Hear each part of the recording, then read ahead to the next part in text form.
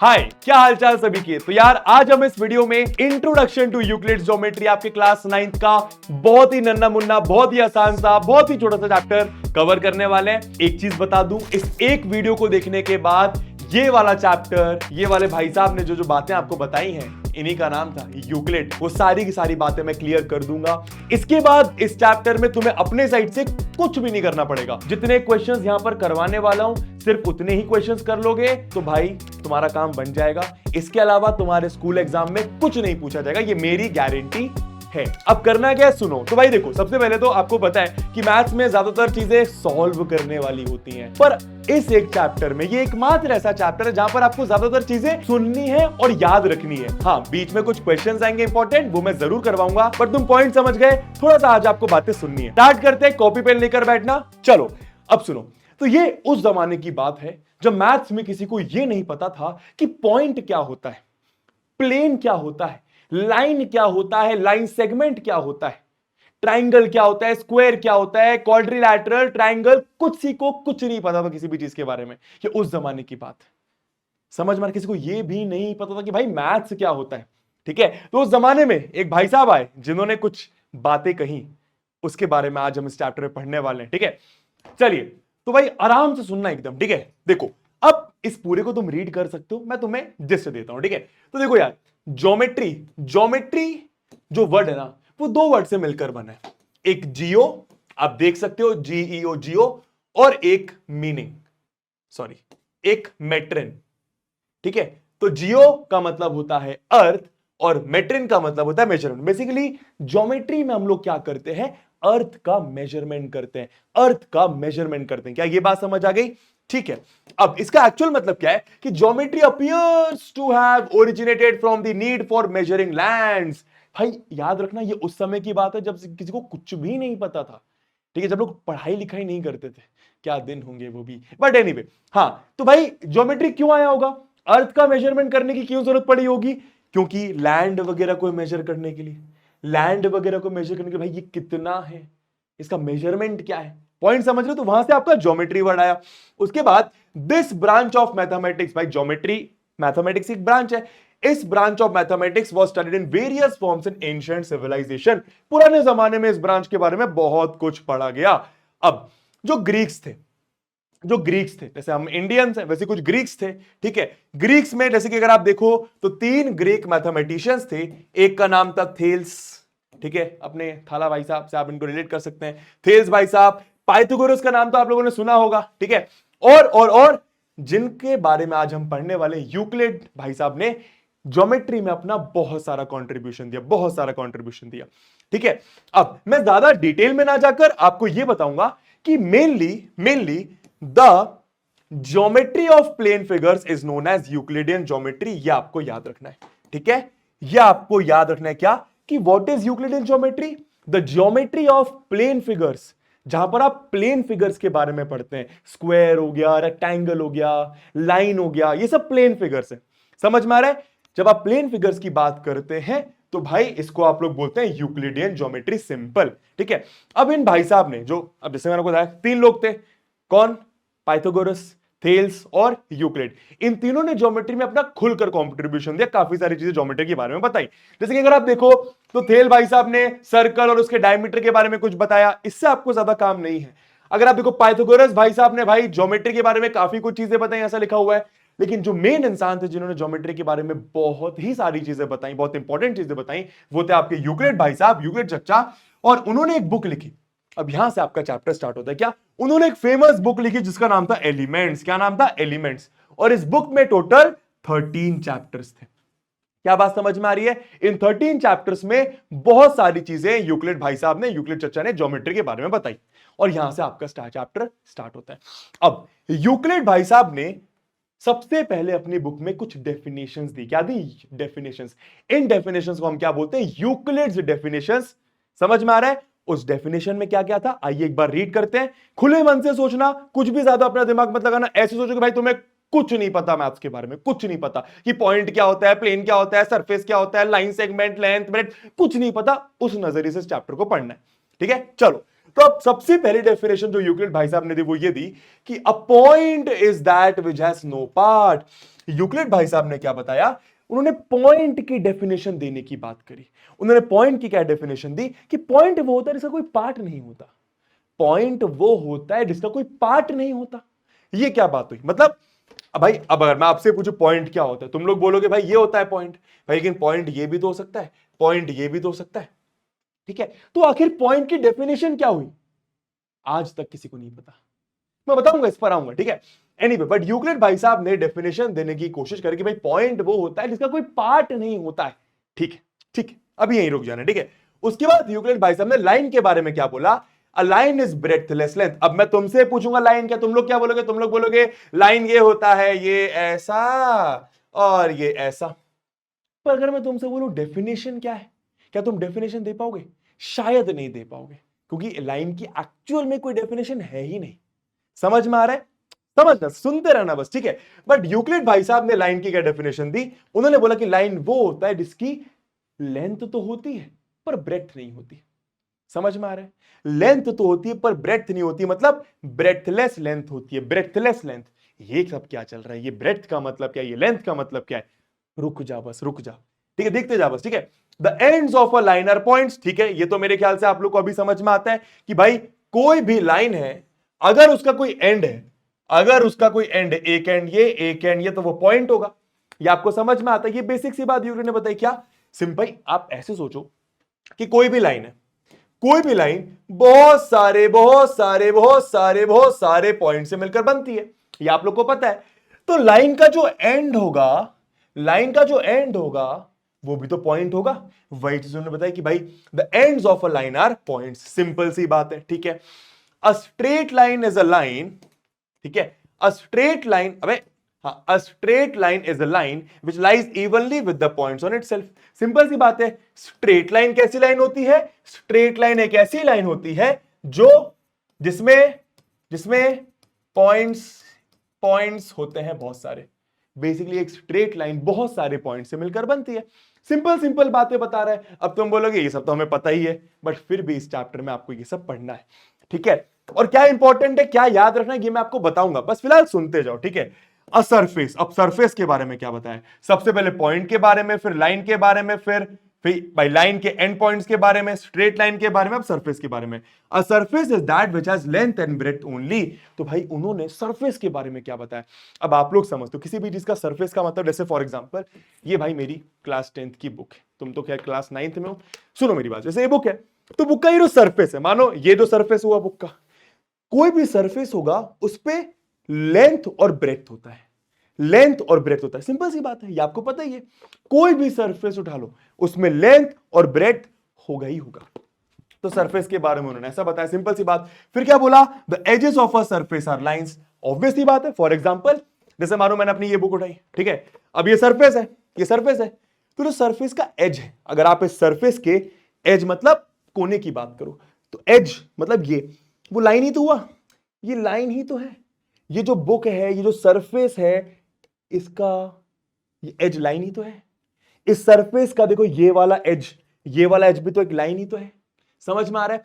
इस सरफेस का ये वाला एज लाइन है, इस सरफेस का देखो ये वाला एज भी लाइन है। तो वही यहां पे लिखा हुआ है क्या?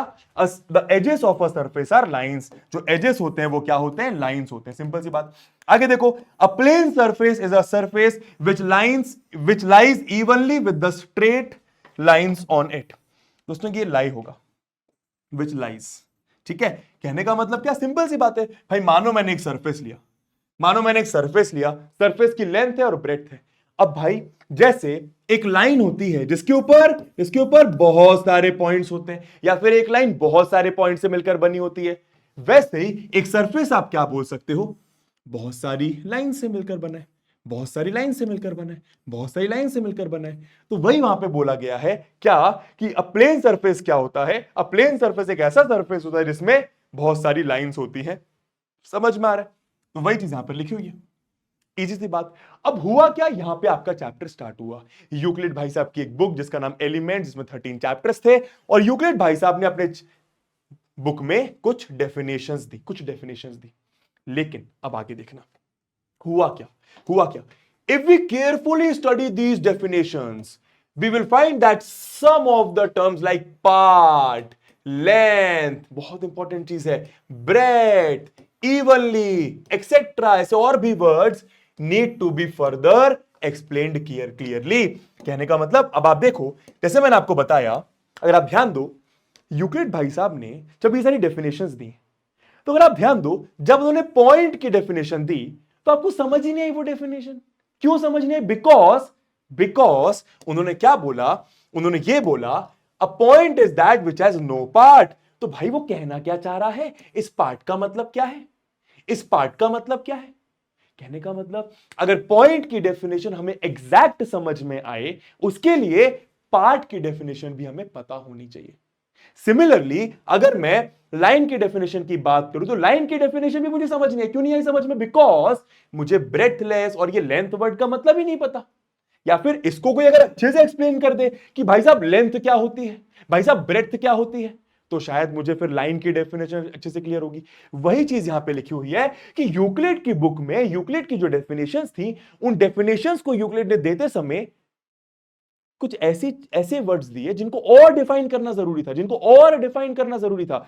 वो वर्ड्स कौन से थे? पार्ट को डिफाइन करना जरूरी था, लेंथ को डिफाइन करना जरूरी था, ब्रेथ को डिफाइन करना जरूरी था, और ऐसे और भी बहुत सारे वर्ड्स होंगे। ठीक है, उन्होंने एक एग्जांपल भी दिया हुआ है कि in the definition of point, point की डेफिनेशन देते वक्त the part needs to be defined. ठीक है, अब मानो भैया मैंने आपको पॉइंट की डेफिनेशन बताई, आपने बोला अरे ये पर पार्ट क्या होता है? मैंने आपसे बोला a point is that which has no part. आपने बोला पर ये पार्ट क्या होता है गुरुजी, ये पार्ट क्या होता है भैया? तो ठीक है भैया, फिर मैंने आपसे बोला part is something that occupies area. ठीक है, तो मैंने आपसे बोला a point is something, a point is something that has no part. आप बोलोगे भाई साहब पार्ट क्या होता है? फिर मैंने आपसे बोला पार्ट वो होता है जो कुछ एरिया ऑक्यूपाई करता है। फिर आप मुझसे क्या पूछोगे? अरे एरिया क्या होता है पर? सिमिलरली मैं बताता जाऊंगा, आप पूछते जाओगे, मैं बताता जाऊंगा, आप पूछते जाओगे, मैं बताता जाऊंगा, आप पूछते जाओगे, बट कहीं तो रुकना पड़ेगा, कहीं तो रुकना पड़ेगा। वही चीज यहां पर बोली गई। क्या? We can see that there was a chain of words which remained undefined, thus mathematicians agreed to leave some geometric terms undefined। यही आपके लिए सबसे इंपॉर्टेंट चीज है। क्या? कि मैथमेटिशियंस ने आपस में डिसाइड करके सोचा कि भाई कुछ वर्ड्स को ना अनडिफाइंड ही छोड़ दिया जाए, कुछ वर्ड्स को अनडिफाइंड ही छोड़ दिया जाए, उसकी एग्जैक्ट डेफिनेशन रहने देते हैं। ठीक है, समझ में आया? और उनमें से कुछ वर्ड्स थे आपके, पॉइंट हो गया। पॉइंट की आज तक किसी को कोई डेफिनेशन नहीं पता, बस आप एक अंदाजा बता सकते हो कि पॉइंट क्या होता है। जैसे कि इन्होंने बताने की कोशिश करी कि पॉइंट वो होता है भाई साहब जिसकी लेंथ और ब्रेड्थ नहीं होती। पॉइंट वो होता है भाई साहब जिसकी लेंथ और ब्रेड्थ नहीं होती और थिकनेस भी नहीं होती। It is represented by a fine dot. आप समझ रहे हो मैं क्या बोल रहा हूं? ठीक है ना? मैथमेटिशियंस ने अग्री करा कि भाई साहब ठीक है, कुछ वर्ड्स को रहने देते हैं अनडिफाइंड, बिकॉज उसको भी डिफाइन करने की कोशिश करेंगे तो फिर कोई और वर्ड आ जाएगा, फिर उसको डिफाइन करने की कोशिश करेंगे तो कोई और वर्ड आ जाएगा। तो सबने डिसाइड किया कि जाने दो, छोड़ दो, ठीक है। ठीक है, तो कुछ ऐसे वर्ड्स थे, पॉइंट हो गया, लाइन हो गया, और भी वर्ड्स थे, पर आप ये दो तीन याद रख लीजिए। ठीक है, अब लाइन को भी आप, अगर मैं आपसे पूछूं व्हाट इज अ लाइन, आप देखना आप बता ही नहीं पाओगे लाइन एग्जैक्टली क्या, आप बस मुझे बना के दे सकते हो। समझ में आया? लेकिन उन्होंने डेफिनेशन देने की कोशिश करी। क्या? कि अगर मैं एक पीस ऑफ पेपर को फोल्ड करूं, the crease of paper represents a line. ठीक है, तो अगर आप पेपर को फोल्ड कर दोगे तो जो क्रीज बन जाएगा, वो क्रीज बन जाएगा पेपर में, वो एक लाइन है। देखो डेफिनेशन देने की कोशिश कर रहे हैं, एग्जैक्ट डेफिनेशन कोई नहीं दे पा रहा है। ठीक है, समझ में आ रहा है? और ये चीज लिखी हुई क्या? लाइन को हम लोग एक पेपर में कभी भी फुली ड्रॉ नहीं कर सकते, बिकॉज वो दोनों साइड से एक्सटेंड हो सकती है। और आपको पता भी है कि लाइन की कोई लेंथ नहीं होती डेफिनेट, बिकॉज लाइन तो भाई अगर ये लाइन है तो इसको आप दोनों साइड से एक्सटेंड करते जाओ, करते जाओ, करते जाओ, करते जाओ, करते जाओ, तो लाइन को आप एक पेपर में बना ही नहीं सकते। तो अभी तक तुम्हें बातें समझ में आ रही है कि यूक्लिड भाई साहब ने डेफिनेशन दी, उन डेफिनेशन में कुछ अनडिफाइंड टर्म्स हैं, अनडिफाइंड टर्म्स हैं। ठीक है, अब आ जाते हैं मेन पॉइंट पर। ठीक है, तो भाई साहब अब स्टेटमेंट क्या होता है ये इंपॉर्टेंट है समझना, लेकिन बहुत आसान है। ठीक है, अब स्टेटमेंट क्या होता है जरा ध्यान देना। ठीक है, एक ऐसा सेंटेंस जो मैं आपके सामने बोलूं और आप ये पता लगा पाओ कि वो सही है या गलत, उसको मैं सेंटेंस बोलता हूं। सही होगा तो भी सेंटेंस है, गलत होगा तो भी सेंटेंस है। पर अगर ऐसा सेंटेंस है जो आप बता ही नहीं पा रहे कि सही गलत, तो वो स्टेटमेंट नहीं होगा। एक बार फिर से, फॉर एग्जाम्पल, अगर मैं आपसे बोलूं कि भाई साहब मेरे इस वाले हाथ में पेन रखा हुआ है, तो ये सही है गलत? सही है। आप बता पा रहे हो सही है, तो जो मैंने बोला वो एक स्टेटमेंट है। समझ में आया? समझ में आया? ठीक है। अब मैंने आपसे बोला कि मेरे राइट हाथ में, सुनना, मेरे राइट हाथ में पेन रखा हुआ है। अब ये सही है गलत? सुनो सुनो सुनो, वो तो बता ही नहीं पाओगे ना। वो तो अब तुम बोलोगे हाँ रखा हुआ है, बट तुम पॉइंट समझ गए ना? अबे समझ गए ना? हाँ, चपड़गंजू क्या की, अच्छा बाय द वे मैं प्यार से चपड़गंजू बोलता है ना, चपड़गंजू मतलब पागल समझ लो, ठीक है? हाँ जी। तो भाई साहब, अब अभी जब मैंने बोला कि पेन रखा हुआ है, तो आप बता पा रहे हो कि सही गलत? तो जो मैंने बोला वो सेंटेंस स्टेटमेंट हुआ। पर अब अगर मैं आपसे बोलूं कि मेरे राइट हाथ में पेन है, तो आप नहीं बता पा रहे ना, नहीं पता कर पाओगे कि पेन है कि नहीं है। अगर आप नहीं बता पा रहे कि जो मैंने बोला वो सही है या गलत, तो वो एक स्टेटमेंट नहीं है, तो वो एक स्टेटमेंट नहीं है। तो स्टेटमेंट क्लियर हो गया आई होप? क्या है? ठीक है ना? कोई भी सेंटेंस जिसको आप जज कर सकते हो कि वो ट्रू या फॉल्स, उसको मैं स्टेटमेंट कहता हूं। ठीक है? यहां पे कुछ एग्जांपल भी लिखे हुए हैं। अगर मैं आपसे बोलूं the sum of the angles of a triangle is 180, तो आप बता सकते हो कि ये सही है। तो इसीलिए ये वाली चीज सेंटेंस तो है ही, इसको हम स्टेटमेंट भी बोल देंगे, is a true statement. True statement क्यों बोलते हैं? बिकॉज वो सही है। ठीक है? The sum of all the angles of a quadrilateral is 180। भाई क्वाड्रिलैटरल हम लोग समझते हैं, क्वाड्रिलैटरल के चारों एंगल का सम क्या 180 होता है? आप बता पा रहे हो कि नहीं होता? आप बता पा रहे हो ना कि सही गलत? मतलब ये भी एक स्टेटमेंट है, बस हाँ फॉल्स स्टेटमेंट इसको मैं बोलूंगा। ठीक है? वैसे यहां पे क्या लिखा हुआ है? x plus 10 greater than 15। भाई ये एक स्टेटमेंट नहीं है, ये एक स्टेटमेंट नहीं है। क्यों नहीं है? बिकॉज भाई अगर मैं आपसे बोलूं x प्लस 10, आराम से देखना इधर, भाई साहब पेन आ जाओ। हाँ, अगर मैं आपसे बोलूं x प्लस 10 ग्रेटर देन 15, ठीक है, तो क्या ये एक स्टेटमेंट है? नहीं है, बिकॉज आप नहीं बता पाओगे कि ये सही है गलत। क्यों नहीं बता पाऊंगा? समझो, क्योंकि आपको x की वैल्यू नहीं पता, क्योंकि आपको x की वैल्यू नहीं पता। हाँ, अगर मैं आपको x की वैल्यू दे दूं तो आप बता पाओगे ये सही गलत। ठीक है? अभी नहीं बता पा रहे सही गलत, तो इसलिए ये स्टेटमेंट नहीं है। फॉर एग्जाम्पल, अगर आप देखो, अगर x की जगह मैं 2 रख दूं, तो क्या 12 15 से बड़ा होता है? नहीं। ठीक है? अगर मैं x की जगह 7 रख दूं, तो क्या 17 15 से बड़ा होता है? हाँ। तो कभी सही कभी गलत, तो ये स्टेटमेंट नहीं कहलाएगा। ठीक है? अब ये मैंने क्यों समझा, स्टेटमेंट वर्ड का मतलब समझ गए? ठीक है। अब आता है बॉस इंपॉर्टेंट पॉइंट, चैप्टर का सबसे इंपॉर्टेंट चीज। यूक्लिड भाई साहब ने कुछ एक्सियम्स दिए, कुछ पोस्टुलेट दिए। ये होता क्या है? एक्सियम और पोस्टुलेट। एक्सियम और पोस्टुलेट क्या होता है समझना। एक्सियम और पोस्टुलेट बच्चा ट्रू स्टेटमेंट्स होते हैं, यूनिवर्सल ट्रूथ्स होते हैं। क्या बोला मैंने? आप कॉपी में लिखते हैं ना, ट्रू स्टेटमेंट होते हैं। ये दोनों की दोनों ऐसे स्टेटमेंट्स होते हैं जो सही है और इसको किसी को प्रूफ करने की जरूरत नहीं है। फॉर एग्जाम्पल, अगर वैसे वही सेम एग्जाम्पल, अगर मैं आपसे बोलूं मेरे लेफ्ट हाथ में घड़ी है, ठीक है, तो ये सही है, स्टेटमेंट है।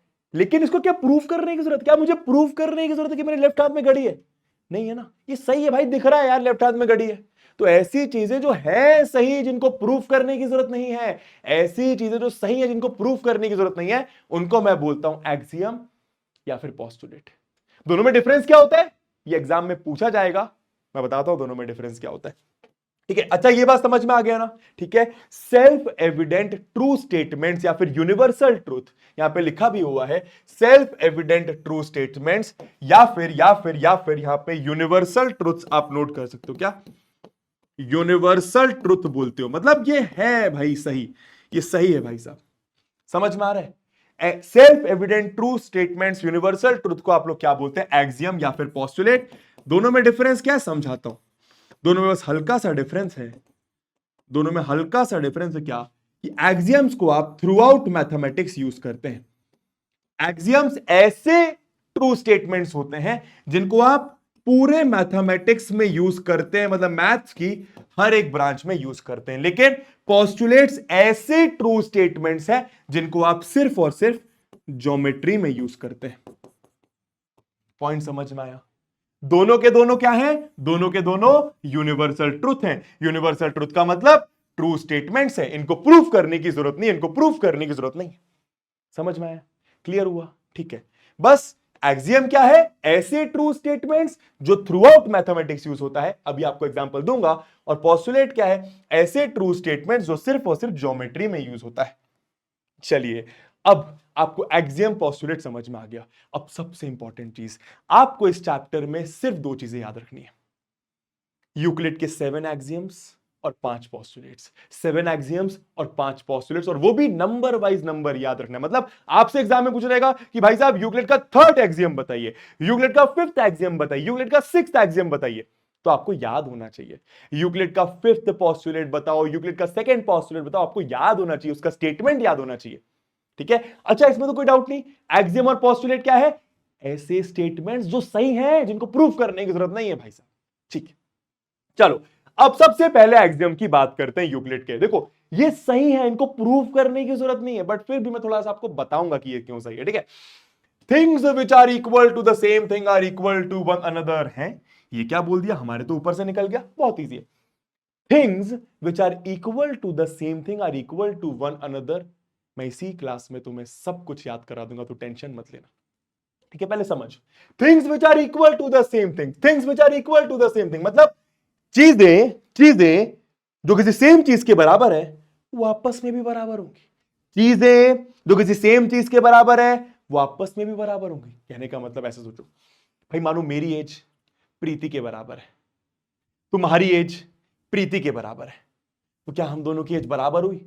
सोच के देख, लगा दिमाग, लगा दिमाग। अरे भाई मेरी एज प्रीति के बराबर है, तेरी एज प्रीति के बराबर है, तो हम दोनों की एज बराबर हुई ना। यही कह रहा है पहला एक्सियम, क्या? कि थिंग्स चीजें, तू और मैं, जो किसी सेम चीज के बराबर है वो आपस में भी बराबर होंगी। सिंपल। अब इसको मैथ्स में ऐसे लिखते हैं कि भाई मानो ए अगर आपका 10 के बराबर है और बी भी आपका 10 के बराबर है, मतलब ए और बी 10 के बराबर है, तो ए और बी भी बराबर होगा। सिंपल सी बात है। ठीक है, या फिर इसको आप ऐसे देखो कि भाई फर्स्ट वाला क्या, अगर ए आपका मानो बी के बराबर है और सी भी आपका बी के बराबर है, तो ए भी बी के बराबर, सी भी बी के बराबर, मतलब ए और सी भी आपका बराबर होगा। ऐसा आपका एक्सियम नंबर 1 कह रहा है। Simple. Things which are equal to the same thing are equal to one another. ठीक है, हाँ जी। चलो नेक्स्ट, नेक्स्ट क्या बोल रहे हैं? If equals are added to equals the wholes are equal. अच्छा आप लोग को पता है मैथ्स में आप 2 इक्वेशन को ऐड कर सकते हो, मल्टीप्लाई कर सकते हो, सब्ट्रैक्ट कर सकते हो, डिवाइड कर सकते हो। वही चीज यहां पर लिखी हुई है। क्या? Things if equals are added to equals the wholes are equal. कहने का मतलब क्या? सिंपल। देखो अगर मानो a इक्वल टू बी दिया हुआ है और c इक्वल टू डी दिया हुआ है, तो ये एक इक्वल है, मतलब एक इक्वेशन है। ठीक है, if equals are added to equals, तो अगर आप इन दोनों को ऐड करो मतलब आपका a प्लस सी हो गया और ये आपका b प्लस डी हो गया, तो ये इक्वल है, ये इक्वल है, ये होल है, ये होल है। एक बार फिर से बोलूंगा, ये इक्वल है मतलब इक्वेशन है, ये इक्वल है मतलब इक्वेशन है, ये होल है, ये होल है, ये होल भी आपका इक्वल होगा। सिंपल सी बात ये बोली जा रही है। क्या? कि अगर आप इक्वल्स को इक्वल के साथ ऐड करें तो वो इक्वल ही आएगा, उसका जो होल होगा वो इक्वल आएगा। और कॉमन सेंस वाली बात है यार, देखो ना, अगर मानो 10 आपका 10 के बराबर है, 2 आपका 2 के बराबर है, अगर आप इन दोनों को ऐड करें तो होल क्या आएगा? 10 प्लस 2 12, 10 प्लस 2 12, ये भी तो बराबर होगा। कॉमन सेंस वाली बात है कि अगर equals are added to equals the wholes are equal. Similarly if equals are subtracted from equals the remainders are equal. कहने का मतलब आप 2 इक्वेशन को माइनस कर सकते हैं और वो भी इक्वल होगा। देखो थर्ड वाला क्या कह रहा है कि भाई मानो a इक्वल टू बी है और मानो c इक्वल टू डी है, अगर आप a माइनस सी करो और b माइनस डी करो तो ये रिमाइंडर, भाई ये होल था, होल मतलब क्योंकि प्लस कर दिया, रिमाइंडर मतलब माइनस कर दिया। अगर आप a से c से a को c से c को a से माइनस करोगे कुछ बचेगा, कुछ बचेगा, बचने वाली चीज को मैं रिमाइंडर कहता हूं, इसको मैं रिमाइंडर कह रहा हूं। ये रिमाइंडर भी आपस में इक्वल होंगे। सिंपल सी कॉमन सेंस वाली बात। देखो ना भाई, मानो मानो मानो मानो मानो कि भाई चलो a इक्वल टू आपका 10 है, ठीक है, और ऐसे नहीं करते, चलो 10 इक्वल टू आपका 10 है, ऑब्वियस सी बात है, ठीक है, और मानो 5 इक्वल टू 5 है। तो अगर आप दोनों इक्वेशन को माइनस करो, ये इक्वल माइनस हो, तो इधर 10 माइनस 5 आएगा, उधर 10 माइनस 5 आएगा, ये भी ऑब्वियस सी बात। देखो ना 5 बराबर 5 इक्वल आ रहा है। कॉमन सेंस वाली बात है। तभी मैंने क्या बोला क्या कि ये ऐसी बातें हैं जो सच ही है, इनको किसी को प्रूफ करने की जरूरत नहीं है भाई साहब। ठीक है, तो तीनों याद हो गई क्या? कि things which are equal to the same thing are equal to one another. चीजें जो किसी सेम चीज के बराबर है वो आपस में बराबर होंगी। सेकंड वाला क्या है? इक्वेशन को ऐड कर सकते हो। थर्ड वाला क्या है? इक्वेशन को सब्ट्रैक्ट कर सकते हो। सिंपल, ऐसे याद रखो। If equals are subtracted from equals, the remainders are equal. या exam number 3, if equals are added to equals, the wholes are equal. Fourth क्या है? Things which coincide with one another are equal to one another, मतलब चीजें जो एक के ऊपर एक है वो इक्वल है, जो एक के ऊपर एक है वो इक्वल है मैथ्स में. फॉर एग्जांपल, मानो मैंने एक पॉइंट लिया ए और मानो मैंने ए के ऊपर ही दूसरा पॉइंट ले लिया, तो सिंपल सी बात है ए और बी एक ही पॉइंट हुआ ना, क्योंकि ए और बी एक के ऊपर एक है, ए और बी एक के ऊपर एक है, तो इसका मतलब क्या हुआ? ए बराबर बी. समझ में आ रहा है? फॉर एग्जाम्पल, मानो मैंने एक लाइन सेगमेंट लिया ए बी और मैंने एक लाइन सेगमेंट लिया सी डी. अब आप देखो ना, क्या ए बी और सी डी बराबर है? बिल्कुल बराबर है. ऐसा क्यों? बिकॉज वो एक दूसरे के ऊपर है, कोइंसाइड कर रहे हैं. तो चीजें जो एक दूसरे के ऊपर एकदम बरोबर तरीके से होती हैं वो इक्वल होती हैं. समझ में आया? फिफ्थ क्या है? The whole is greater than the part. बहुत कॉमन सेंस वाली बात है यार. The whole is greater than the part. भाई मानो एक चॉकलेट है, चॉकलेट का मैंने एक पीस ले लिया, उस पीस को मैं पार्ट बोलूंगा, उस पीस को मैं चॉकलेट का पार्ट बोलूंगा, तो जो पूरी चॉकलेट थी वो पार्ट से बड़ी ही होगी ना. कॉमन सेंस लगाओ. भाई मानो ये चॉकलेट है, चॉकलेट से आपने इतना पार्ट ले लिया या आपने अलग से निकाल लिया, तो जो होल होगा वो पार्ट से बड़ा ही होगा ना. जो पूरी चॉकलेट है वो चॉकलेट के एक पार्ट से बड़ी होगी, जो पूरी चॉकलेट है वो चॉकलेट के एक पार्ट से बड़ी होगी. तो ये कॉमन सेंस वाली बात यहां पे लिखी हुई है. ठीक है भाई. अब ये पूरा क्या है? अर्थ है और मैं अर्थ का पार्ट हूं, तो पूरी अर्थ तो मुझसे बड़ी ही होगी ना. ऑब्वियसली कॉमन सेंस वाली बात है. ठीक है. और अच्छा तुम बोलोगे यार ये क्या फालतू बातें चल रही हैं. मैंने क्या बोला? ये उस समय की बात है जब किसी को कुछ भी नहीं पता था, तब इन भाई साहब ने ये चीजें बताई और ये बोला कि भाई ये तो सच ही है. और वही होता है एक्सियम पोस्टुलेट की भाई जो चीजें सच है इनको प्रूफ करने की जरूरत नहीं है. ठीक है ना. Things which are double of the same thing are equal to one another. ये पहले वाले एक्सियम की तरह ही है. क्या? कि चीजें जो किसी दूसरी चीज का डबल है. फॉर एग्जाम्पल, अगर मानो ए आपका ट्वाइस ऑफ बी के बराबर है और सी भी आपका ट्वाइस ऑफ बी के बराबर है, ठीक है, तो ए आपका ट्वाइस ऑफ बी के बराबर है, सी भी आपका ट्वाइस ऑफ बी के बराबर है, तो इन दोनों का मतलब क्या हुआ? कि ए और सी आपका बराबर होगा. ठीक है. तो चीजें जो डबल है किसी सेम चीज के, चीजें जो डबल है किसी सेम चीज के, चीजें जो डबल है किसी सेम चीज के, वो आपस में भी बराबर होंगी. सिंपल सी बात है. ठीक है. एंड सेवेंथ फाइनल एक्सियम क्या है? Things which are half of the same things are equal to one another. मतलब चीजें जो हाफ है, चीजें जो हाफ है, यहां पर मैं लिख देता हूं सेवेंथ. कहां लिख दूं भाई साहब? सेवेंथ मैं यहां कर देता हूं. देखो, मानो ए हाफ है बी का और सी भी हाफ है बी का. ठीक है. तो चीजें जो किसी सेम चीज का हाफ है वो आपस में भी बराबर होंगी. ठीक है. तो things which are half of the same thing, चीजें जो किसी सेम चीज का हाफ है, things which are half of the same thing are equal to one another. ठीक है. तो ये आप यूक्लिड के 7 एक्सियम्स, इसको एकदम हाथों हाथ याद करो. चलो आंखें बंद करो सब लोग, तुरंत तुरंत तुरंत तुरंत याद करना एकदम. ठीक है. देख, सबसे पहली वाली क्या है? Things which are equal to the same thing are equal to one another. ठीक है. Things which are equal to the same thing are equal to one another. Second क्या है? सेकंड क्या है? If equals are added to equals the wholes are equal. Third क्या है? If equals are subtracted from equals the remainders are equal. Fourth क्या है? Things which coincide with each other are equal to each other. Fifth क्या है? The whole is greater than the part. Sixth क्या है? Things which are double of the same thing are equal to one another. Seventh क्या है? Things which are half of the same thing are equal to one another. समझ में आया? Clear है? तो ये आपकी यूक्लिड भाई साहब की 7 एक्सियम्स. ठीक है.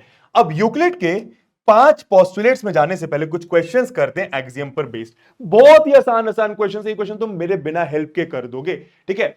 चलो क्या बोल रहे हैं क्वेश्चन में? In the given figure we have angle 1 बराबर 3.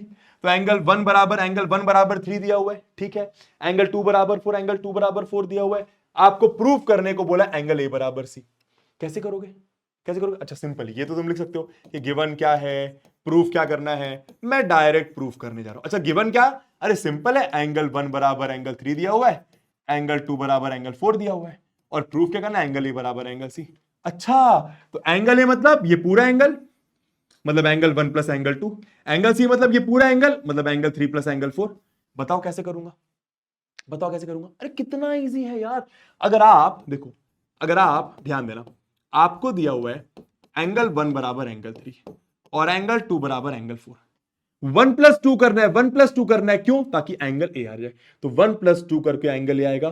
तो बेसिकली आप दोनों इक्वेशन को क्या कर दो, अगर आप 1+2 कर दो, मतलब इक्वेशन को ऐड कर दो, तो एंगल 1 प्लस एंगल 2 आ गया, और अगर एंगल 3 प्लस एंगल 4 आ गया, ये भी तो बराबर होगा। अच्छा, ये बराबर क्यों है? क्योंकि यूक्लिड भाई साहब की कौन सी एक्सियम है? एक्सियम नंबर 2, कि if equals are added to equals, the wholes are equal. If equals are added to equals, the wholes are equal. Simple सी चीज। और एंगल 1 प्लस एंगल 2 क्या आएगा? सुनना, एंगल 1 प्लस एंगल 2 क्या आ गया? Angle 1 plus angle 2 angle A के बराबर है। अब क्यों है ये? क्योंकि है। तुम बोलोगे क्योंकि है, एक्सियम बता दे तो मजा आ जाएगा। कौन सी एक्सियम से आप ऐसा बोल पा रहे हो कि angle 3 plus angle 4, angle 3 plus angle 4 angle C के बराबर है? Angle 3 plus angle 4 angle C के बराबर है। कौन सी एक्सियम से? Axiom number 4। कौन सी थी? देखो, things which coincide with one another equal to one another, मतलब चीजें जो कोइंसाइड करती हैं, जो एक के ऊपर एक होती हैं, वो इक्वल होती है। अगर तुम देखो, एंगल 1+2 एंगल ए के ही तो ऊपर है, angle 3 plus angle 4 angle C के तो ऊपर है, कोइंसाइड कर रहा है ना। आप समझ रहे, एंगल 1 प्लस एंगल 2 भी यही है, एंगल ए भी यही है, तो दोनों बराबर हो गया। एक तो एक्सियम नंबर 4 लिख दिया, हेंस प्रूव्ड। Hence proof. कितना सिंपल है, कितना इजी है। ठीक है, आ जाओ एक और देखते हैं। ठीक है, क्या बोल रहे हैं देखो जरा। तो पी आर बराबर आर एस, आपसे बोल रहे हैं पी आर बराबर आर एस, पी आर बराबर आर एस। ठीक है, तो आपको दिया जा रहा है पी आर बराबर आर एस, अगर मेरे से पहले हो जाए तो ठीक है, और अच्छी बात है कि आर क्यू बराबर आर टी, आर क्यू बराबर, अच्छा ये दोनों बराबर है। ठीक है, तो आर क्यू बराबर आर टी। अब दो इक्वेशन दी हुई है। ठीक है, आपसे क्या बोल रहे हैं?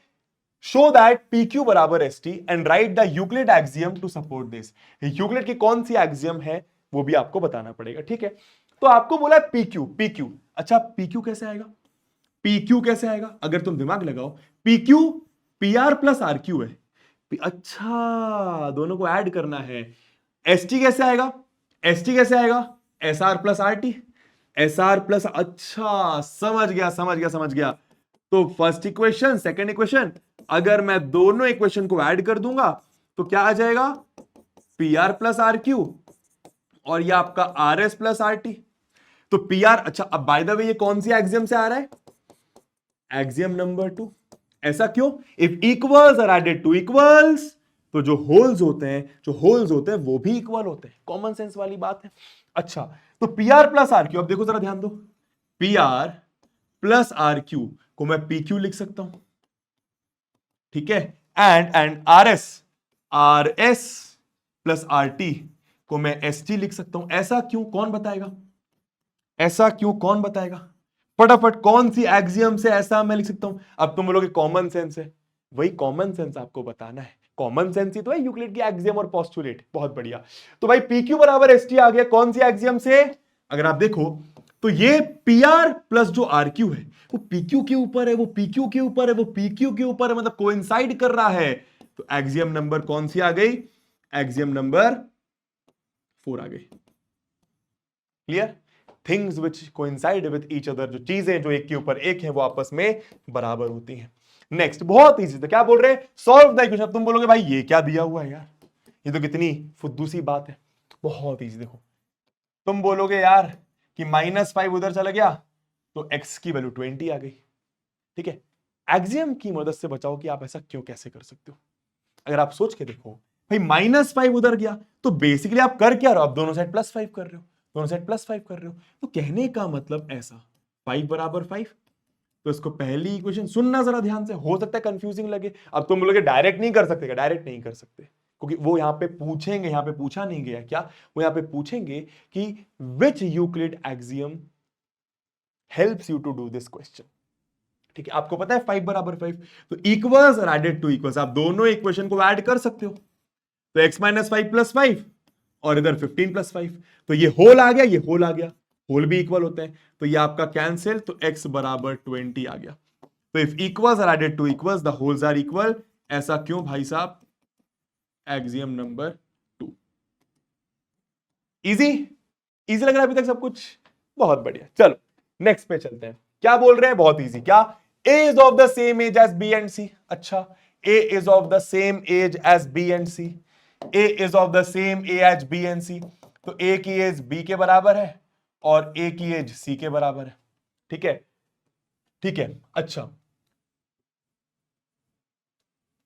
अच्छा, नहीं नहीं नहीं नहीं, आराम से आराम से, कुछ कुछ अपन गलत रीड करें, फिर से रीड करो, पूरा पूरा रीड करना पड़ेगा। मैंने क्या रीड करा, A is of the same age as B and C, नहीं, उन्होंने ऐसा बोला है A is of the same age as B and C is of the same age as B. अच्छा, तो जो ए की एज है वो बी के बराबर है और जो सी की एज है वो भी बी के बराबर है, तो A is of the same age as B, A की एज बी के बराबर है and C is of the same age as B. तो आपको दोनों से क्या समझ में आ रहा है कि भाई अगर ए और सी की एज बी के बराबर है, इसका मतलब ए और सी की एज बराबर है। कौन सी एक्सियम, कौन सी एक्सियम से अपन ऐसा बोल सकते हैं, things which are equal to the same thing are equal to one another. Illustrate, sorry, Euclid's which axiom illustrates the relative ages of A and C. A and C के बारे में यूक्लिड की कौन सी एक्सियम बता रही है, axiom number 1, things which are equal to the same thing are equal to one another. Easy.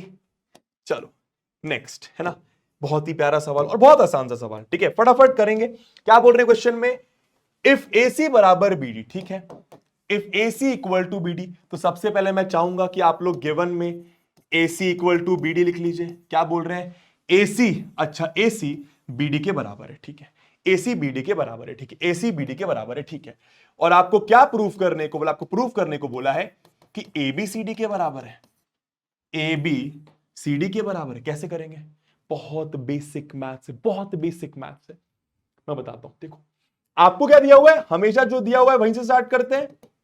ठीक है, तो आपको ए सी बराबर बी डी दिया हुआ है।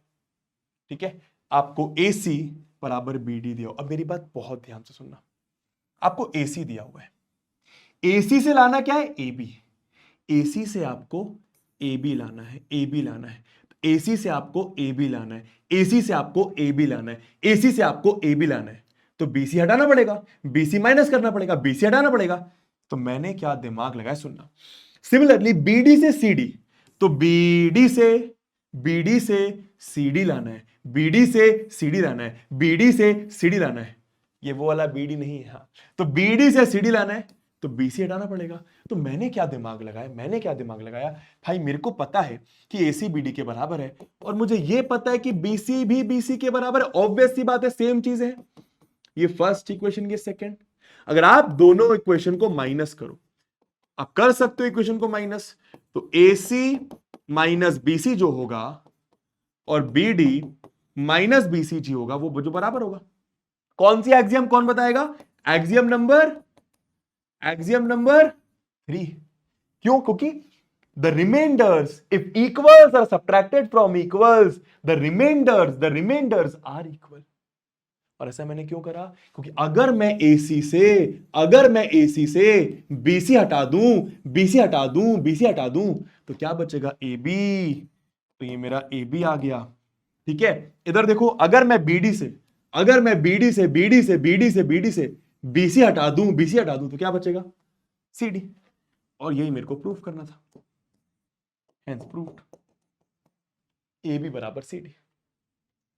ठीक है, नेक्स्ट बहुत प्यारा क्वेश्चन है, नेक्स्ट क्वेश्चन बहुत ही प्यारा है, ध्यान देना, मजा आने वाला है इस क्वेश्चन में। ठीक है, क्या बोल रहे क्वेश्चन में, if a point C lies between 2 points A and B. ठीक है, if a point C lies between 2 points A and B such that A C, अच्छा कुछ दिया हुआ है, तो भाई पॉइंट सी, ध्यान देना जरा, एक पॉइंट है ए, एक पॉइंट है बी।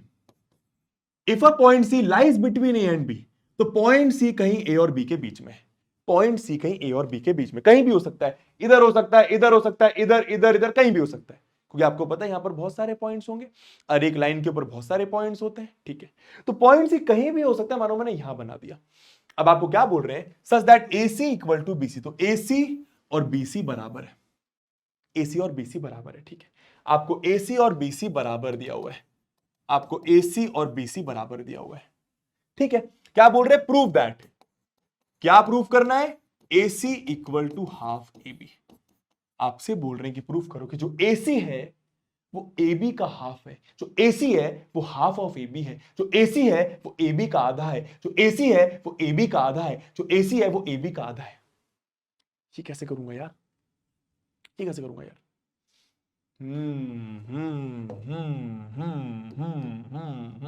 ठीक है, देखते जरा, ध्यान देना भाई, जो दिया वहीं से स्टार्ट करता हूं। ठीक है, तो मुझे दिया AC बराबर BC, ध्यान देना। ठीक है, अब मुझे AC तो चाहिए, AC तो चाहिए, BC नहीं चाहिए भाई। मुझे BC से AB बनाना है, BC से AB बनाना है, BC, फिर से बोलूंगा, मुझे AC से AC ही लाना है, BC से AB, BC से AB। तो मुझे BC से AB बनाना है, कैसे बनाऊंगा? BC से AB बनाने के लिए, BC से AB बनाने के लिए, BC से AB बनाने के लिए AC होना चाहिए, AC होना चाहिए, AC होना चाहिए, AC होना चाहिए। तो मैंने क्या करा, मेरे को पता है कि AC बराबर AC, कॉमन सेंस। अगर मैं दोनों इक्वेशन को ऐड कर दूं, तो इस साइड आपका AC प्लस AC और इस साइड आपका BC प्लस AC। ये मुझे क्यों चाहिए? क्योंकि मुझे BC से AB बनाना है, तो AC जो होना चाहिए। मुझे BC से AB बनाना है, BC से AB बनाना है, तो मेरे पास AC होना चाहिए। समझ गए? ठीक है, अब आप ध्यान दो, equals are added to equals, the wholes are equal. आपको पता है कौन सी एक्सियम होती है ये आपकी एक्सियम नंबर 2 होती है, ये आपकी एक्सियम नंबर 2 होती है। सिंपल सी बात। तो यहां पर AC प्लस AC क्या आ गया? AC प्लस AC 2AC, और BC प्लस AC क्या आ गया? BC plus AC। तो BC प्लस AC AB के ऊपर है, BC प्लस AC AB के ऊपर है, BC प्लस AC AB के ऊपर है, तो AB के ऊपर होगा, AB के इक्वल होगा, खत्म बात। तो उधर चला गया, AC equal to AB by 2, ये प्रूफ करना था। या फिर ऐसा लिख दो, AC equal to half AB, एक ही बात है, यही आपको प्रूफ करना था बच्चा, सिंपल, हेंस प्रूफ्ड। ठीक है, अच्छा यहां पर तुम चाहो तो एक्सियम लिख दो। कौन सी एक्सियम डाली आपने एक्सियम नंबर 4 डाली, things which coincide with each other are equal to each other. मतलब BC और AC AB के ऊपर आ रहा है, AB से कोइंसाइड कर रहा है, तो वो AB के बराबर होगा। ठीक है, ये वाला पार्ट समझ में आया। अब इसको आप एक और तरीके से सीखो, मेथड 2 एक और तरीके से देखो, ये बहुत इंपॉर्टेंट है और बहुत आसान है। मुझे बताओ, जो AB है या फिर ऐसा, जो AC है प्लस CB है वो AB के बराबर है, जो AC प्लस CB है वो AB के बराबर है। ऐसा क्यों? एक्सियम नंबर 4, क्यों? AC प्लस BC AB के ऊपर, AB से कोइंसाइड कर रहा तो AB के बराबर है। अब CB समझना, अब CB जो है वो AC के बराबर है, तो CB की जगह अगर मैं AC लिख दूं तो कितना हो गया ये आपका 2AC बराबर AB, तो आपका AC आ गया हाफ AB। तो यहां से भी तुम लोग प्रूव कर सकते थे। ठीक है, अब जो नेक्स्ट क्वेश्चन आने वाला है वो इसी से मिलता जुलता है, एंड ये आज की क्लास का एनसीईआरटी का ही है, और ये आपको एग्जाम में पूछे जाने की बहुत ज्यादा प्रोबेबिलिटी, बहुत ज्यादा, बहुत प्यारा और बहुत आसान सा क्वेश्चन है। भाई आपसे क्या बोला गया? Prove that every line segment has one and only one mid point, one and only one mid point, one and only one mid point. क्या प्रूफ करने को बोला? कि कोई भी लाइन सेगमेंट है, उसका एक ही मिड पॉइंट होगा, एक ही मिड पॉइंट होगा। ये तो कॉमन सेंस वाली बात है, बट प्रूफ भी करना है। अच्छा, मतलब ध्यान देना जरा। मानो मैंने एक लाइन सेगमेंट लिया, ए बी। ठीक है भाई, अगर ये बोल रहे हैं कि सी इसका मिड पॉइंट है, तो सी ही इसी का मिड पॉइंट होगा, और कोई और इसका पॉइंट मिड पॉइंट नहीं हो सकता। ऑब्वियस सी बात है। फिर अगर सी ए बी को दो इक्वल पार्ट में डिवाइड कर रहा है, ठीक है, तो ऐसा तो हो नहीं सकता कि डी भी ए बी को दो इक्वल पार्ट में डिवाइड करेगा। क्या ऐसा हो सकता है? बिल्कुल नहीं। कॉमन सेंस वाली बात है ना यार। भाई मानो ये पूरा 10 सेंटीमीटर, आपने कुछ सी इस तरीके से बनाया कि ये 5, ये 5, ये 5, ये 5। अब मानो अगर मैं यहां पर डी ले लूं, तो क्या ऐसा पॉसिबल है कि ये 5, ये 5 या ये 4, ये 4? क्या ऐसा पॉसिबल? ऑफ कॉमन सेंस है, ऐसा नहीं है। बट हमें ये प्रूव करना है, हमें यह प्रूव करना है कि एक ही मिड पॉइंट होगा। मैं इस क्वेश्चन को कॉन्ट्राडिक्शन मेथड से करता हूं। कॉन्ट्राडिक्शन का मेथड मतलब क्या? कॉन्ट्राडिक्शन मेथड क्या होता है बताता हूं। सबसे पहले given a line segment, given a line segment A B, खत्म बात। ध्यान देना, ठीक है।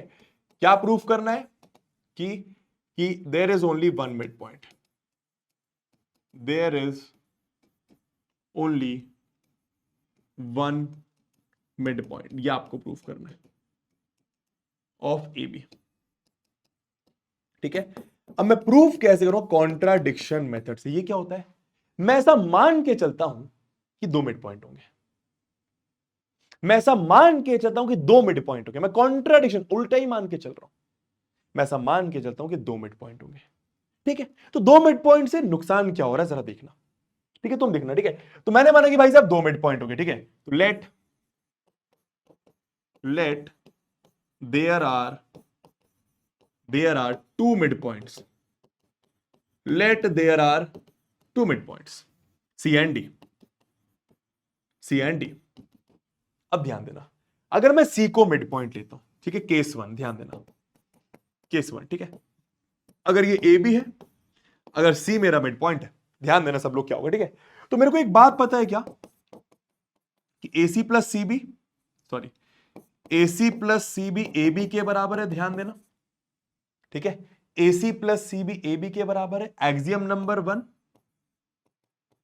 एक्सियम नंबर वन, ये आपको समझ में आ रहा है, ठीक। सॉरी, एक्सियम नंबर चार, ये और ये ए बी के ऊपर है, मतलब ए बी से कोइंसाइड कर रहा है, मतलब इक्वल होगा, ठीक है। अब क्योंकि ये मिड पॉइंट है, क्योंकि ये मिड पॉइंट है, क्योंकि ये मिड पॉइंट है, तो ये और ये बराबर होगा, ये और ये बराबर होगा। तो क्या मैं ऐसा बोल सकता हूं कि सीबी की जगह मैं एसी लिख देता हूं? क्या दिक्कत है? मैंने क्या करा? मैंने सीबी की जगह एसी, सीबी की जगह एसी लिख दिया, ठीक है, ठीक है। आप एसी की जगह भी सी भी लिख सकते थे, उसमें भी कोई दिक्कत नहीं, ठीक है। तो ये आपका क्या आ गया? 2ac बराबर ए बी। तो आपके एसी की वैल्यू आ गई हाफ ए बी। क्या ये बात समझ आई? आपका एसी आ गया हाफ ए बी, आपका एसी आ गया हाफ ए बी, ठीक है। अब सेम चीज case number two, case number two, अगर आप डी को मिड पॉइंट मानो, अगर आप डी को मिड पॉइंट मानो, ये आपका बी, ये आपका ए, मानो डी आपका मिड पॉइंट है, तो आपको समझ में आ रहा है कि अगर डी मिड पॉइंट है तो A D plus D B A B के बराबर है। A D plus D B A B के बराबर है, वही एक्सियम नंबर चार, ठीक है। आप एग्जाम में पूरा लिखना, एक्सियम चार, A4 मत लिख देना, ठीक है। तो AD प्लस DB AB के बराबर, सेम चीज। अब DB को आप AD लिख सकते हो, AD को आप DB, क्यों? बिकॉज AD और DB बराबर है, ये मिड पॉइंट है ना, तो आप AD को ही लिखे रहने दो। तो AD प्लस DB को आप लिख दो AD, ठीक है। ये आपका AB हुआ क्या? यहां पे 2 टाइम्स AD बराबर AB, AD बराबर हाफ AB। अब मैं आप लोगों से पूछना चाहता हूं कि इक्वेशन 1 और 2 को देखकर कौन सी एक्सियम याद आ रही है? सोचो जरा, इक्वेशन 1 और 2 को देखकर कौन सी एक्सियम आप लोग के दिमाग में आ रही है? AC हाफ AB के बराबर है, AD भी हाफ AB के बराबर है। फिर से बोलूंगा, AC हाफ AB के बराबर है, AD हाफ AB के बराबर है। अच्छा, तो ये भी सेम चीज के बराबर है, ये भी सेम चीज के, भाई half AB half AB half AB half AB। तो थिंग्स, चीजें, इधर देखना सब लोग, चीजें चीजें चीजें जो हाफ है सेम चीज का, चीजें जो हाफ है सेम चीज का, वो आपस में बराबर होंगी, वो आपस में बराबर होंगी, वो आपस में बराबर होंगी। तो आप फ्रॉम 1 एंड 2, क्या? फ्रॉम 1 एंड 2 आप बोल सकते हो कि things which are half of the same thing, things which are half of the same thing are equal to one another. तो आप लिख सकते हो कि AC बराबर AD। कौन सी एक्सियम? एक्सियम नंबर 7, ठीक है। चीजें जो हाफ है किसी सेम चीज का, वो आपस में बराबर होंगी। तो AC बराबर AD आ गया। अब AC बराबर AD आने से नुकसान क्या हुआ? ठीक ना भाई, AC बराबर AD सिर्फ एक ही कंडीशन में हो सकता है, सोचो ना भाई। अगर AC AD के बराबर है, अगर AC AD के बराबर है, मतलब AC AD एक के ऊपर एक आ रहा होगा, AC AD एक के ऊपर एक आ रहा होगा। अगर AC AD के बराबर है तो AC AD एक के ऊपर एक आ रहा होगा। अगर AC AD एक के ऊपर एक आ रहा है, मतलब C और D भी तो एक के ऊपर एक होगा। अगर AC AD एक के ऊपर एक आ रहा है, तो सी और डी भी तो एक के ऊपर एक होगा। यही यहां पे आपको लिखना है क्या, कि इसका मतलब ये हुआ कि सी एंड डी कोइंसाइड्स, मतलब सी और डी एक ही पॉइंट है, सी और डी एक ही पॉइंट है, सी और डी एक ही पॉइंट है, सी और डी एक ही पॉइंट है। पर आपने तो क्या माना था, आपने तो ये माना था ना कि सी और डी अलग अलग पॉइंट है। तो जो आपका मानना था वो गलत है। आपने यही तो माना था ना कि सी और डी अलग अलग पॉइंट है, दो मिड पॉइंट है, सी और डी अलग अलग पॉइंट है, दो मिड पॉइंट है। पर सॉल्व करते करते करते करते आपको समझ में आया कि भाई साहब सी और डी एक ही पॉइंट है, सी और डी एक ही पॉइंट है, अलग अलग नहीं है। मतलब जो आपने माना था वो गलत है, जो आपने माना था वो गलत है। तो आप यहां पे क्या लिखोगे, आर अजम्पशन के देयरफॉर आर अजम्पशन, जो हमने माना था, भाई कुछ तो माना था, हमने क्या माना था, आर अजम्पशन वाज रॉन्ग। हमने क्या माना था कि दो मिड पॉइंट होंगे, देयरफॉर क्या सही है कि एक ही मिड पॉइंट होगा। Hence there is only one mid point, there is only one and there is only one and only one, there is अच्छा sorry, there is one and only one, there is one and only one midpoint of a line segment. Easy, इस तरीके से आपको exam में भी लिखना पड़ेगा। Clear है, इजी लग रहा है ना।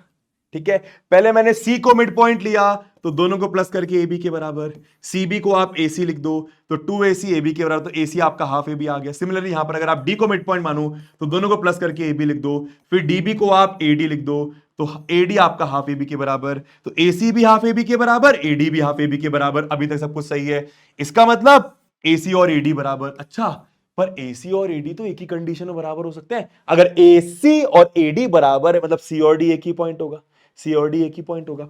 इसका मतलब C और D कोइंसाइड कर रहे हैं, C और D एक ही पॉइंट है। और अगर C और D एक ही पॉइंट है मतलब जो मैंने माना था वो गलत है। मैंने ये माना था कि दोनों अलग अलग पॉइंट है, मतलब दो मिड पॉइंट है। तो जो मैंने माना था वो गलत है, मतलब वो एक ही पॉइंट है, मतलब दो मिड पॉइंट नहीं होंगे, एक ही मिड पॉइंट होगा लाइन सेगमेंट का। यही आपको प्रूफ करने को बोला गया। ठीक है, हाय, मैं ये कह रहा था, ये जो बंदा है ना तुम्हारे ट्यूशन की फीस बचाने आया है, तो पढ़ते रहो। बाय। चलो अब हम लोग चलते हैं यूक्लिड के 5 पोस्टुलेट समझते। याद रखना, एक्सियम पोस्टुलेट सत्य वचन है, यूनिवर्सल ट्रूथ है, सेल्फ एविडेंट ट्रू स्टेटमेंट, इनको प्रूव करने की जरूरत नहीं, ये सही है। बस एक्सियम का यूज पूरे मैथमेटिक्स की ब्रांच में यूज करा जाता है, और पोस्टुलेट का सिर्फ और सिर्फ ज्योमेट्री में। अभी देखो तुम्हें समझ में आएगा, पोस्टुलेट सिर्फ और सिर्फ ज्योमेट्री के बारे में बता रहे होंगे, मतलब प्लेन फिगर्स के बारे में बता रहे होंगे। ठीक है, चलो हाँ, तो क्या बोल रहे हैं, सबसे पहला पोस्टुलेट नोट करेंगे सब लोग। ठीक है, क्या बोल रहे हैं, a straight line may be drawn from any one point to any other point. Simple सी बात है, अगर आप स्ट्रेट लाइन बना रहे हो तो वो एक पॉइंट से किसी भी दूसरे पॉइंट तक बनाई जा सकती है। कितनी सिंपल सी बात है ये, कितनी सिंपल सी बात है ये। अ straight line can be drawn from any one point to any one point any other point. आप एक स्ट्रेट लाइन, अगर आप एक पॉइंट इधर एक पॉइंट इधर, तो देखो आप स्ट्रेट लाइन बना सकते हो। ठीक है, कितनी इजी सी बात है। अब यहां पर दो एक्स्ट्रा चीजें मैं तुम्हें अपने साइड से बताना चाहूंगा। मुझे बताओ, एक पॉइंट से आप कितनी लाइंस बना सकते हो? बहुत सारी, इनफाइनाइट। एक दो तीन चार पांच छह सात, बहुत सारी इनफाइनाइट लाइंस आप एक पॉइंट से बना सकते हो। इसको बादल बना के बगल में नोट भी करना। अब अगर मैं आपसे पूछूं, आप दो पॉइंट से कितनी लाइन बना सकते हो? आप दो पॉइंट से कितनी लाइन बना सकते हो? दो पॉइंट से, दो पॉइंट से। ठीक है, तो भैया एक लाइन मैंने ऐसी बनानी स्टार्ट करी जो इस पॉइंट से निकली, जो इस पॉइंट से भी निकल गई, थोड़ी सी टेढ़ी हो गई लाइन, जो ऐसे निकल गई। ठीक है, तो एक ऐसी लाइन जो इससे भी निकल गई, इससे भी निकल गई। ठीक है, क्या कोई और लाइन होगी, क्या कोई और लाइन होगी जो इन दोनों पॉइंट से निकल जाए? चेक कर लो। अगर मानो आपने एक लाइन ऐसी निकाली जो इस पॉइंट से निकल रही है, तो वो इससे नहीं निकलेगी। अगर आपने मानो एक लाइन ऐसी निकाली जो इससे निकल रही है, वो इससे नहीं निकलेगी। अगर मानो आपने एक लाइन ऐसी नहीं जो इससे निकल रही है, वो इससे नहीं निकलेगी। पॉइंट समझ गए? अगर मानो आपने एक लाइन इससे निकाली, वो इससे पक्के से नहीं निकलेगी। मतलब एक ही ऐसी लाइन होती है जो दो पॉइंट से पास करती है। एक बहुत इंपॉर्टेंट, बादल बना के नोट करो इसको, एक ही ऐसी लाइन होती है जो दो पॉइंट से पास करती है।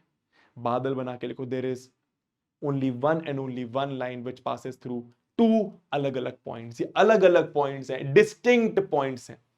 कोइंसाइड मतलब एक के ऊपर एक, डिस्टिंक्ट मतलब अलग अलग। ठीक है, तो एक ही लाइन होती है जो दो अलग अलग पॉइंट से पास करती है, यूनिक लाइन होती है वो। ठीक है, तो ये आपका पोस्टुलेट नंबर 1 आपको समझ में आ गया। वही चीज यहां पर लिखी जो अभी आपको मैंने समझाया। ठीक है, पोस्टुलेट 2 क्या है? अ टर्मिनेटेड लाइन मतलब line segment can be produced इंडेफिनिटली। अच्छा, टर्मिनेटेड लाइन का मतलब क्या है? लाइन सेगमेंट की बात कर रहे हैं। वो क्या बोल रहे हैं? लाइन सेगमेंट को आप प्रोड्यूस कर सकते हो इनडेफिनेटली। ऑब्वियस सी बात है, कॉमन सेंस है। मानो एक लाइन है भाई, मानो लाइन सेगमेंट है, इसको आप यहां से प्रोड्यूस कर सकते हो, यहां से प्रोड्यूस कर सकते हो इनडेफिनेटली, और वो लाइन बन जाएगी। कॉमन सेंस वाली बात है। ठीक है, क्या बोल रहे हैं बॉस? क्या बोल रहे हैं boss? A circle can be drawn with any centre and any radius. ये क्या फालतू बातें कर रहे हैं? ये तो हमें पता ही, ऑब्वियस सी बात है। आप कोई भी रेडियस ले लो, कोई भी सेंटर ले लो, आप सर्कल बना सकते हो। अरे चपड़ गंचू, पर ये उस जमाने के हिसाब से सोच, जब किसी को ये नहीं पता कि सर्कल क्या है, रेडियस क्या है, पॉइंट क्या है, फलाना क्या है, ढिमकाना क्या है। ठीक है, हाँ जी, तो आप कोई भी सेंटर और कोई भी रेडियस लेके एक सर्कल बना सकते हैं। कॉमन सेंस है। आप कोई भी सेंटर, कोई भी रेडियस लेके आप एक सर्कल बना सकते हैं। आप कोई भी सेंटर, कोई भी रेडियस लेके आप एक सर्कल बना सकते हैं। ठीक है, ठीक है, समझ गए? बहुत बढ़िया। अब क्या बोल रहे हैं आगे? All right angles are equal to one another. Common sense वाली बात है, all right angles are equal to one another. तो फॉर एग्जांपल, मानो मैंने एक राइट एंगल ये बनाया, मानो मैंने एक राइट एंगल, मानो मैंने एक राइट एंगल ये बनाया, मैंने एक राइट एंगल ये बनाया, तो ये तीनों राइट एंगल्स इक्वल ही होंगे, बिकॉज तीनों के तीनों 90 डिग्री है। तीनों के तीनों 90 डिग्री है। ठीक है, इतनी कॉमन सेंस वाली बात है पोस्टुलेट 4, पोस्टुलेट 2, पोस्टुलेट 3, पोस्टुलेट 1 में करी गई है। पोस्टुलेट 5 क्या? बहुत इजी। अब देखो, पोस्टुलेट 5 में तो आपको समझाने की कोशिश करता हूं पहले अलग से। ठीक है, ठीक है, सुनना ध्यान से। आप लोग को पैरेलल लाइंस पता है? हाँ, पैरेलल लाइंस क्या होता है?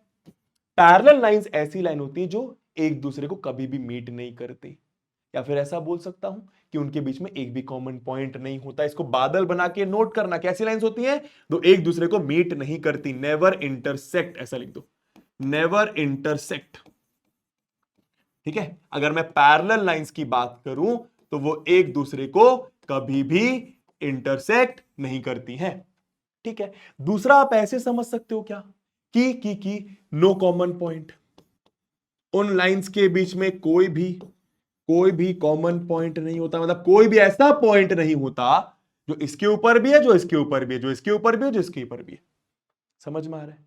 आप दोनों को कितना भी प्रोड्यूस कर दो, कभी भी मीट नहीं करेंगी, कोई भी कॉमन पॉइंट नहीं आएंगे। आपको पैरेलल लाइंस पता है। अब ये मैंने ऐसे ही बता दिया। पोस्टुलेट 5 क्या कह रहा है समझना।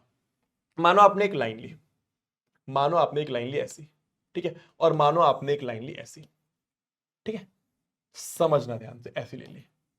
ठीक है, ठीक है, और मानो आपने एक लाइन ली ऐसी, जिसको आज आप ट्रांसवर्सल बोलते हो। अगर आप सोचो तो एक ऐसी लाइन जो दो लाइंस को अलग अलग पॉइंट पे काट के निकल जाए, उसको आप ट्रांसवर्सल बोलते हैं। ठीक है, अब ये लोग क्या बोल रहे हैं कि जिस साइड, आराम से सुनो, ठीक है भाई, ये प्लस ये कुछ होगा, 1+2 कुछ होगा, 3+4 कुछ होगा। ठीक है, आप ध्यान से देखो अगर, तो एंगल 3+4 ना 180 से छोटा आएगा। क्या ये बात समझ आ रही है?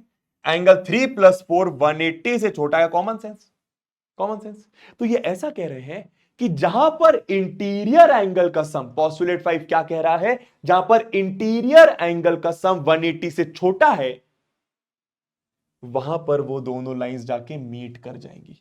मतलब ये अगर इसको आप आगे बढ़ाओगे, इसको आप आगे बढ़ाओगे, तो ये लाइंस जाके कहीं ना कहीं मीट कर जाएंगी। आपको दिख भी रहा है।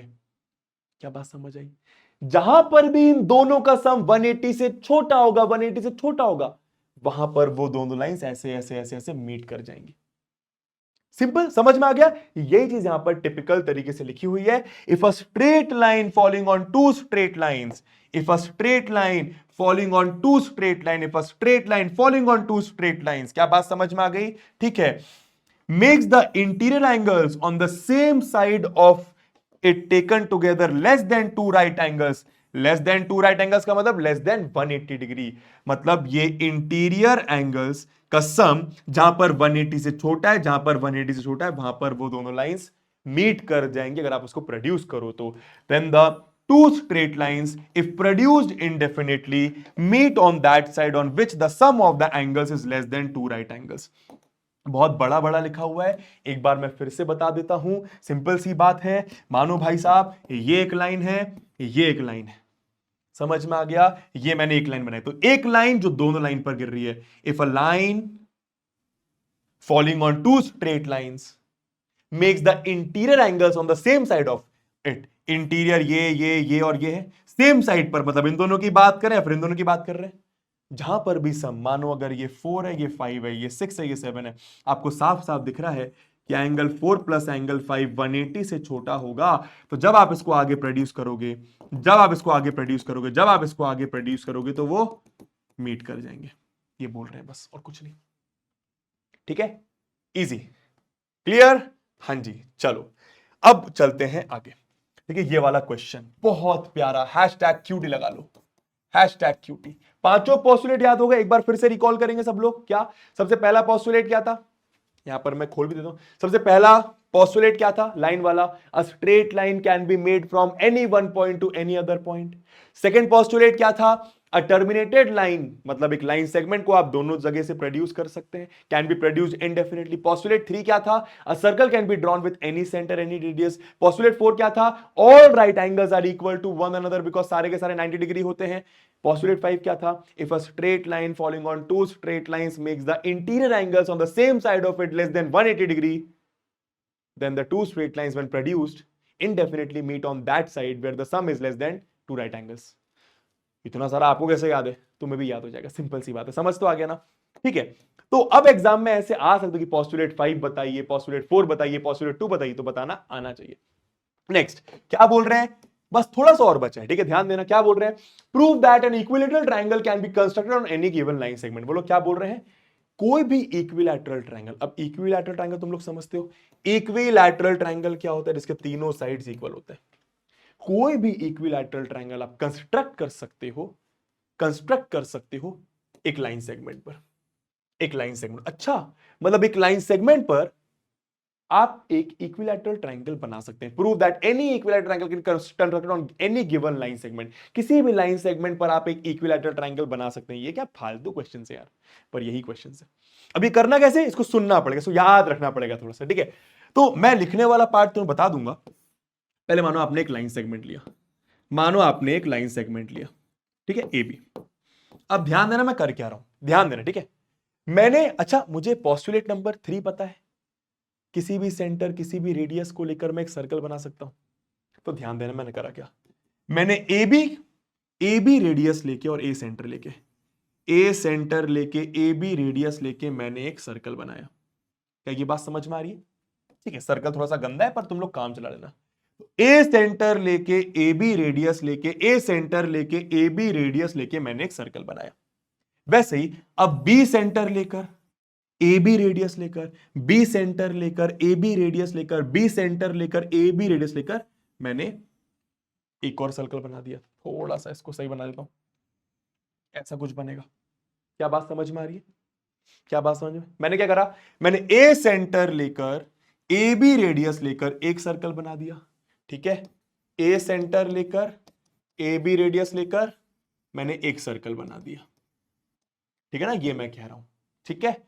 ओके बॉस, चलो ठीक है। अब मैंने क्या करा, दोनों सर्कल इंटरसेक्ट कर रहे हैं। अगर आप देखो दोनों सर्कल इस पॉइंट पर मिल रहे हैं, दोनों सर्कल इस पॉइंट पर मिल रहे हैं, इस पॉइंट पर और इस पॉइंट पर। मानो मैंने ये वाला पॉइंट लिया। अब आप क्या करो, आप इस पॉइंट से ए को ज्वाइन कर दो और इस पॉइंट से बी को ज्वाइन कर दो। क्या बात समझ आ गई? ये पता है कि इक्विलैटरल ट्रायंगल है, मानो उसको आपने सी बोल दिया। ये पता है आपको, ये जो एबीसी ट्रायंगल बन रहा है, ये जो एबीसी ट्रायंगल बन रहा है, ये इक्विलैटरल है। ऐसा पता है क्यों? समझाऊं, जरा ध्यान देना, ठीक है? बहुत ध्यान से सुनना, बहुत ध्यान से सुनना। पहले समझ में आ गया करा मैंने, ए बी लाइन सेगमेंट ली, ठीक है? एक बार फिर से, चलो एक बार फिर से ध्यान देना सब लोग, ये क्वेश्चन पूछा जा सकता है, ठीक है? मानो मैंने ए बी लाइन सेगमेंट ली, ये ए ये बी, इस पर मैं कोई भी इक्विलैटरल ट्राइंगल बना सकता हूं, ठीक है। तो ए सेंटर लेकर ग्रीन से ए सेंटर लेकर ए बी रेडियस लेकर मैंने एक सर्कल बना दिया, ठीक। Okay okay. अब बी सेंटर लेकर ए बी रेडियस लेकर मैंने एक और सर्कल बना दिया, ठीक। ध्यान देना सब लोग, ठीक है। अब दोनों यहां पर मीट कर रहे हैं और यहां पर भी मिल रहे, मानो मैंने ये लिया, ठीक है, इसको सी बोल देते हैं, ठीक है। मानो दोस्तों मैंने ए को सी से ज्वाइन करा और सी को बी से, ये एक इक्विलैटरल ट्रायंगल है। क्यों इक्विलैटरल है समझाता हूं, जरा ध्यान देना। मुझे बताओ, ए बी हरे वाले सर्कल का रेडियस है और ए सी भी तो हरे वाले सर्कल का रेडियस है, हाँ या ना। तो ए बी और ए सी बराबर होगा, क्यों, radius of the same circle. पहली इक्वेशन क्या, ये बात समझ आई भाई। ए बी हरे वाले सर्कल का रेडियस है, ए सी भी हरे वाले सर्कल का रेडियस है। रेडियस क्या होता है, सर्कल के सेंटर से सर्कल तक, सर्कल के सेंटर से सर्कल तक, सर्कल के सेंटर से सर्कल तक। तो ए बी ए सी बराबर होगा, सेम सर्कल का रेडियस है। वैसे ही बी ए पिंक वाले सर्कल का रेडियस है और बी सी भी पिंक वाले सर्कल का रेडियस है। तो बी ए यानी कि ए बी लिख दो, एक ही बात है। ए बी आपका बी सी के भी बराबर है, क्या ये बात समझ में आ रही है। अब अगर आप 1 and 2 को देखो, फ्रॉम 1 and 2 कितना इजी है, फ्रॉम 1 and 2 आप लोग क्या बोल सकते हैं, लिखने का तरीका बताऊंगा क्या, कि ए बी मतलब ए C B C A B के बराबर है, A C B C A B के बराबर है, मतलब ये चीजें इस चीज के बराबर है, ये चीज इसकी चीज के बराबर है, मतलब ये दो चीजें, things which are equal to the same thing, things which are equal to the same thing, things which are equal to the same thing, axiom number 1 are equal to one another, मतलब ये भी बराबर है, ये दोनों बराबर है। तो फ्रॉम 1 and 2 आप क्या लिख सकते हो कि ए बी ए सी और बी सी बराबर है। अरे भाई ये दोनों बराबर है और ये दोनों ए बी के बराबर है ना, तो ये तीनों बराबर आ गया। और अगर तीनों बराबर मतलब ट्राइंगल एबीसी इक्विलैटरल है। राइटिंग को इग्नोर करना, समझ गए, सिंपल। तो ए बी लाइन सेगमेंट लिया, इसको सेंटर, इसको रेडियस लेके एक सर्कल बनाया, इसको सेंटर, इसको रेडियस लेके एक और सर्कल बनाया। अब ए बी और ए सी हरे वाले सर्कल का रेडियस है तो बराबर होगा, बी ए और बी सी पिंक वाले सर्कल का रेडियस तो बराबर होगा। अब ए बी तो ये दोनों बराबर, ये दोनों बराबर, और ये दोनों ए बी के तो तीनों बराबर, तो ट्राइंगल एबीसी इक्विलैटरल। यही चीज यहां पर लिखी हुई है, सिंपल सी, क्या कि अ line segment say A B of any length is given. A B मैंने एक लाइन सेगमेंट ले लिया, ठीक है, यूजिंग पोस्टुलेट 3 मैंने यूज करा क्या, कि we can draw a circle with point A as the centre and A B as the radius. तो ए सेंटर और ए बी को रेडियस लेके आप एक सर्कल बना दो। Similarly draw another circle with point B as the centre and B as the radius. तो B centre लेके बी ए रेडियस लेके एक और सर्कल बना दो, ठीक है। ये दोनों सर्कल मीट करते हैं पॉइंट सी पर, मानो पॉइंट सी पर सर्कल मीट कर रहे हैं, क्या ये बात समझ आई, सिंपल। अब देखो ना भाई, draw line segment A C B C to form triangle ABC. मैंने क्या बोला था, सी को ए से, सी को बी से कनेक्ट करो तो ट्राइंगल एबीसी बन गया, ठीक है। अब सिंपल सी बात है, ए बी बी सी और सी ए कैसे आएगा, क्योंकि आपको पता है कि ए बी ए सी के बराबर है। देखो ए बी ए सी के बराबर है, radius of same circle, A B B C के बराबर, रेडियस ऑफ सेम सर्कल।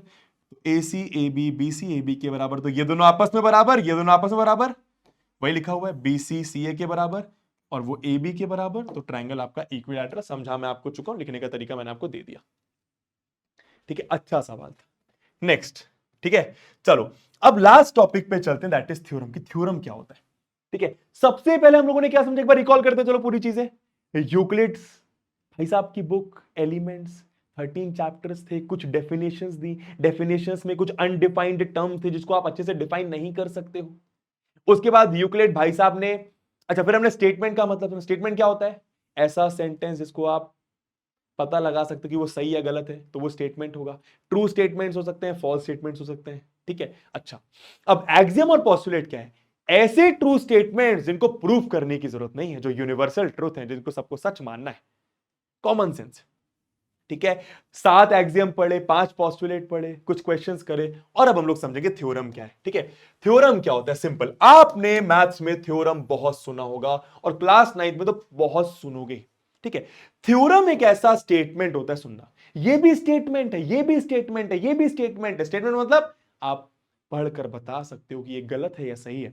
ये भी स्टेटमेंट है, बस एक ऐसा स्टेटमेंट है जिसको प्रूफ करना पड़ता है। एक्सियम पोस्टुलेट को प्रूफ नहीं करना पड़ता, थ्योरम को प्रूफ करना पड़ता है, थ्योरम को प्रूफ करना पड़ता है, थ्योरम को प्रूफ करना पड़ता है। जैसे कि sum of all the angles around a point is 360। एक पॉइंट के अराउंड, एक पॉइंट के अराउंड जितने भी एंगल बनते हैं, जितने भी एंगल बनते हैं, सब का सम 360 होता है। ये आपको प्रूफ करना पड़ेगा, प्रूफ करना पड़ेगा। ये है तो सही, ये तो है तो सही, पर प्रूफ भी करना पड़ेगा। ठीक है।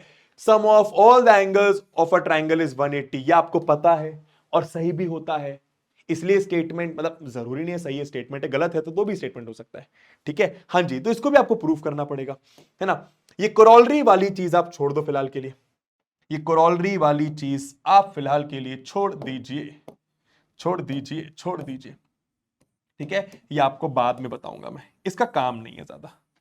ठीक है, फिलहाल के लिए चलो नेक्स्ट। तो थ्योरम समझ गए कि थ्योरम क्या, एक ऐसा स्टेटमेंट जिसको आपको प्रूफ करना पड़ता है, करना पड़ता है, करना पड़ता है। ठीक है, चलो अब इस चैप्टर में आपको सिर्फ और सिर्फ एक थ्योरम को प्रूफ करना है, जिसको हम लोग थ्योरम नंबर 1 बोलेंगे।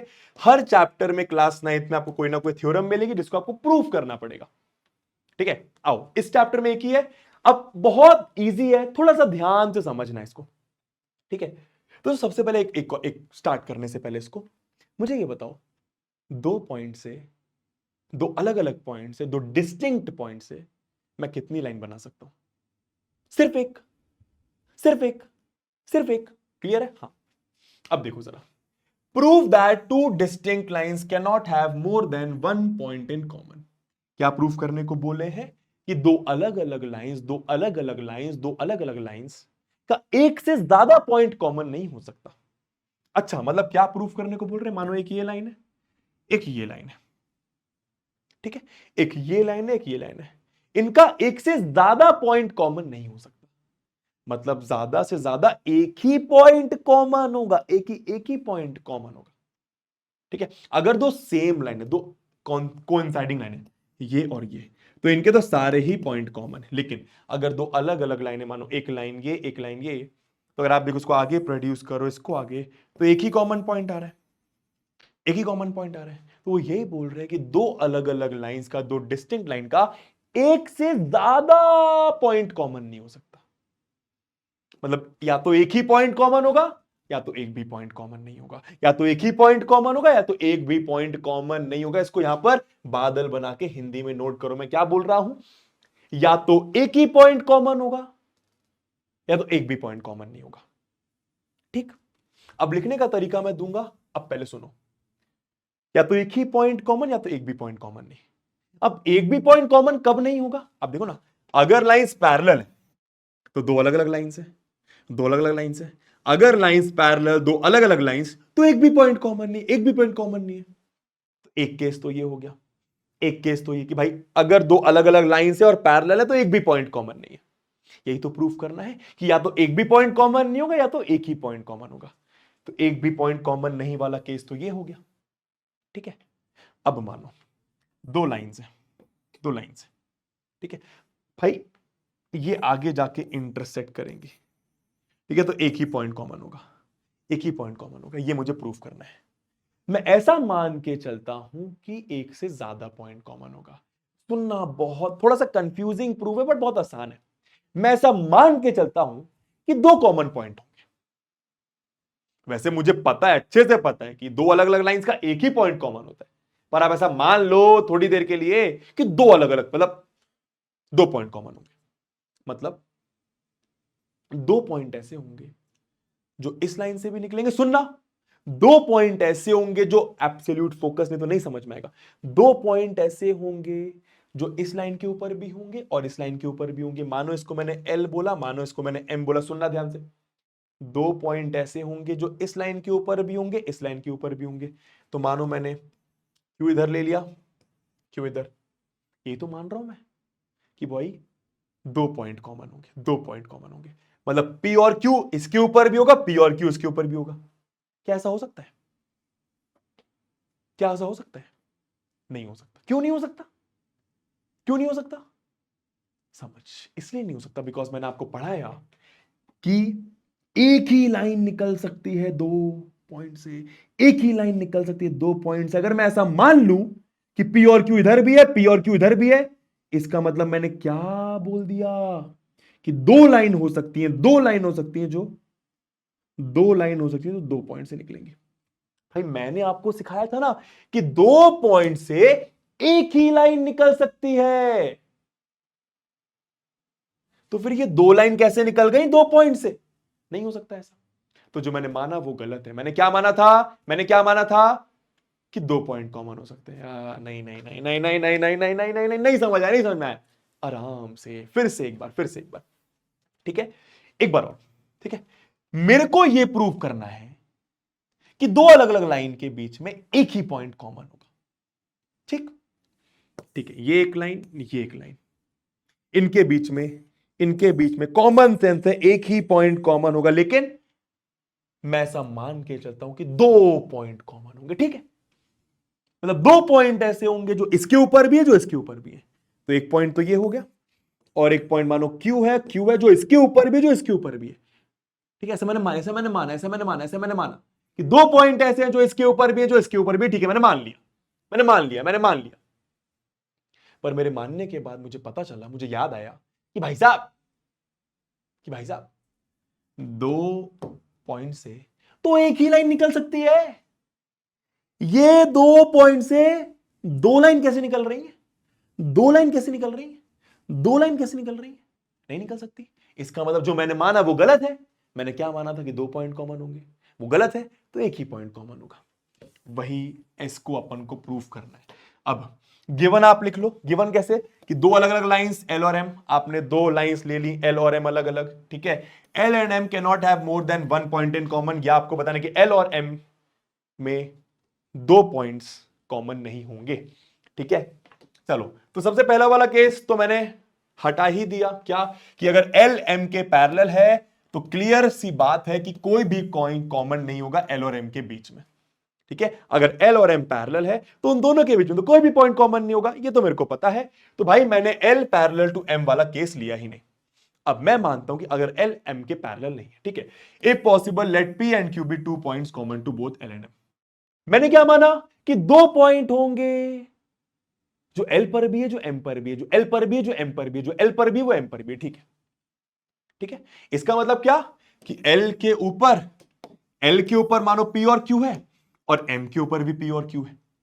पर क्या ऐसा हो सकता है?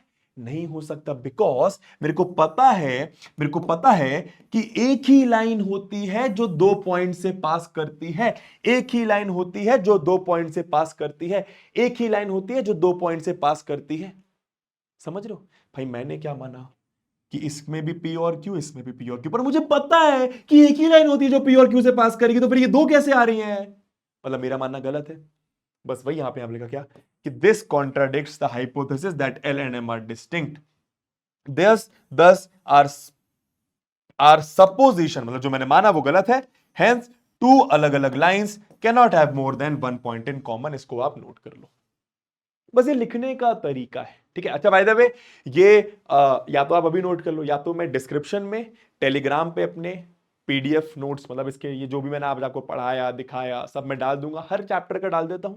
बाकी पीडब्ल्यू ऐप का भी लिंक लगा दूंगा नोट्स का, तो वहां से भी आप नोट्स को एक्सेस कर सकते हो फ्री ऑफ कॉस्ट, कोई दिक्कत नहीं है। ठीक है, तो टेंशन लेने का नहीं बॉस। चलो बस अब 2-3 सवाल और एनसीईआरटी के। ठीक है, बहुत इजी बस थ्योरी बेस्ड सवाल है, बहुत ही आसान सा चैप्टर है भाई। क्या बोल रहे हैं? Which of the following statements are true and which are false? इनमें से कौन से ट्रू है, कौन से फॉल्स है? Give reason for your answer. फटाफट सब लोग आंसर करेंगे। Only 1 line can pass through a single point. क्या सिंगल पॉइंट से एक ही लाइन निकल सकती है? नहीं, फॉल्स।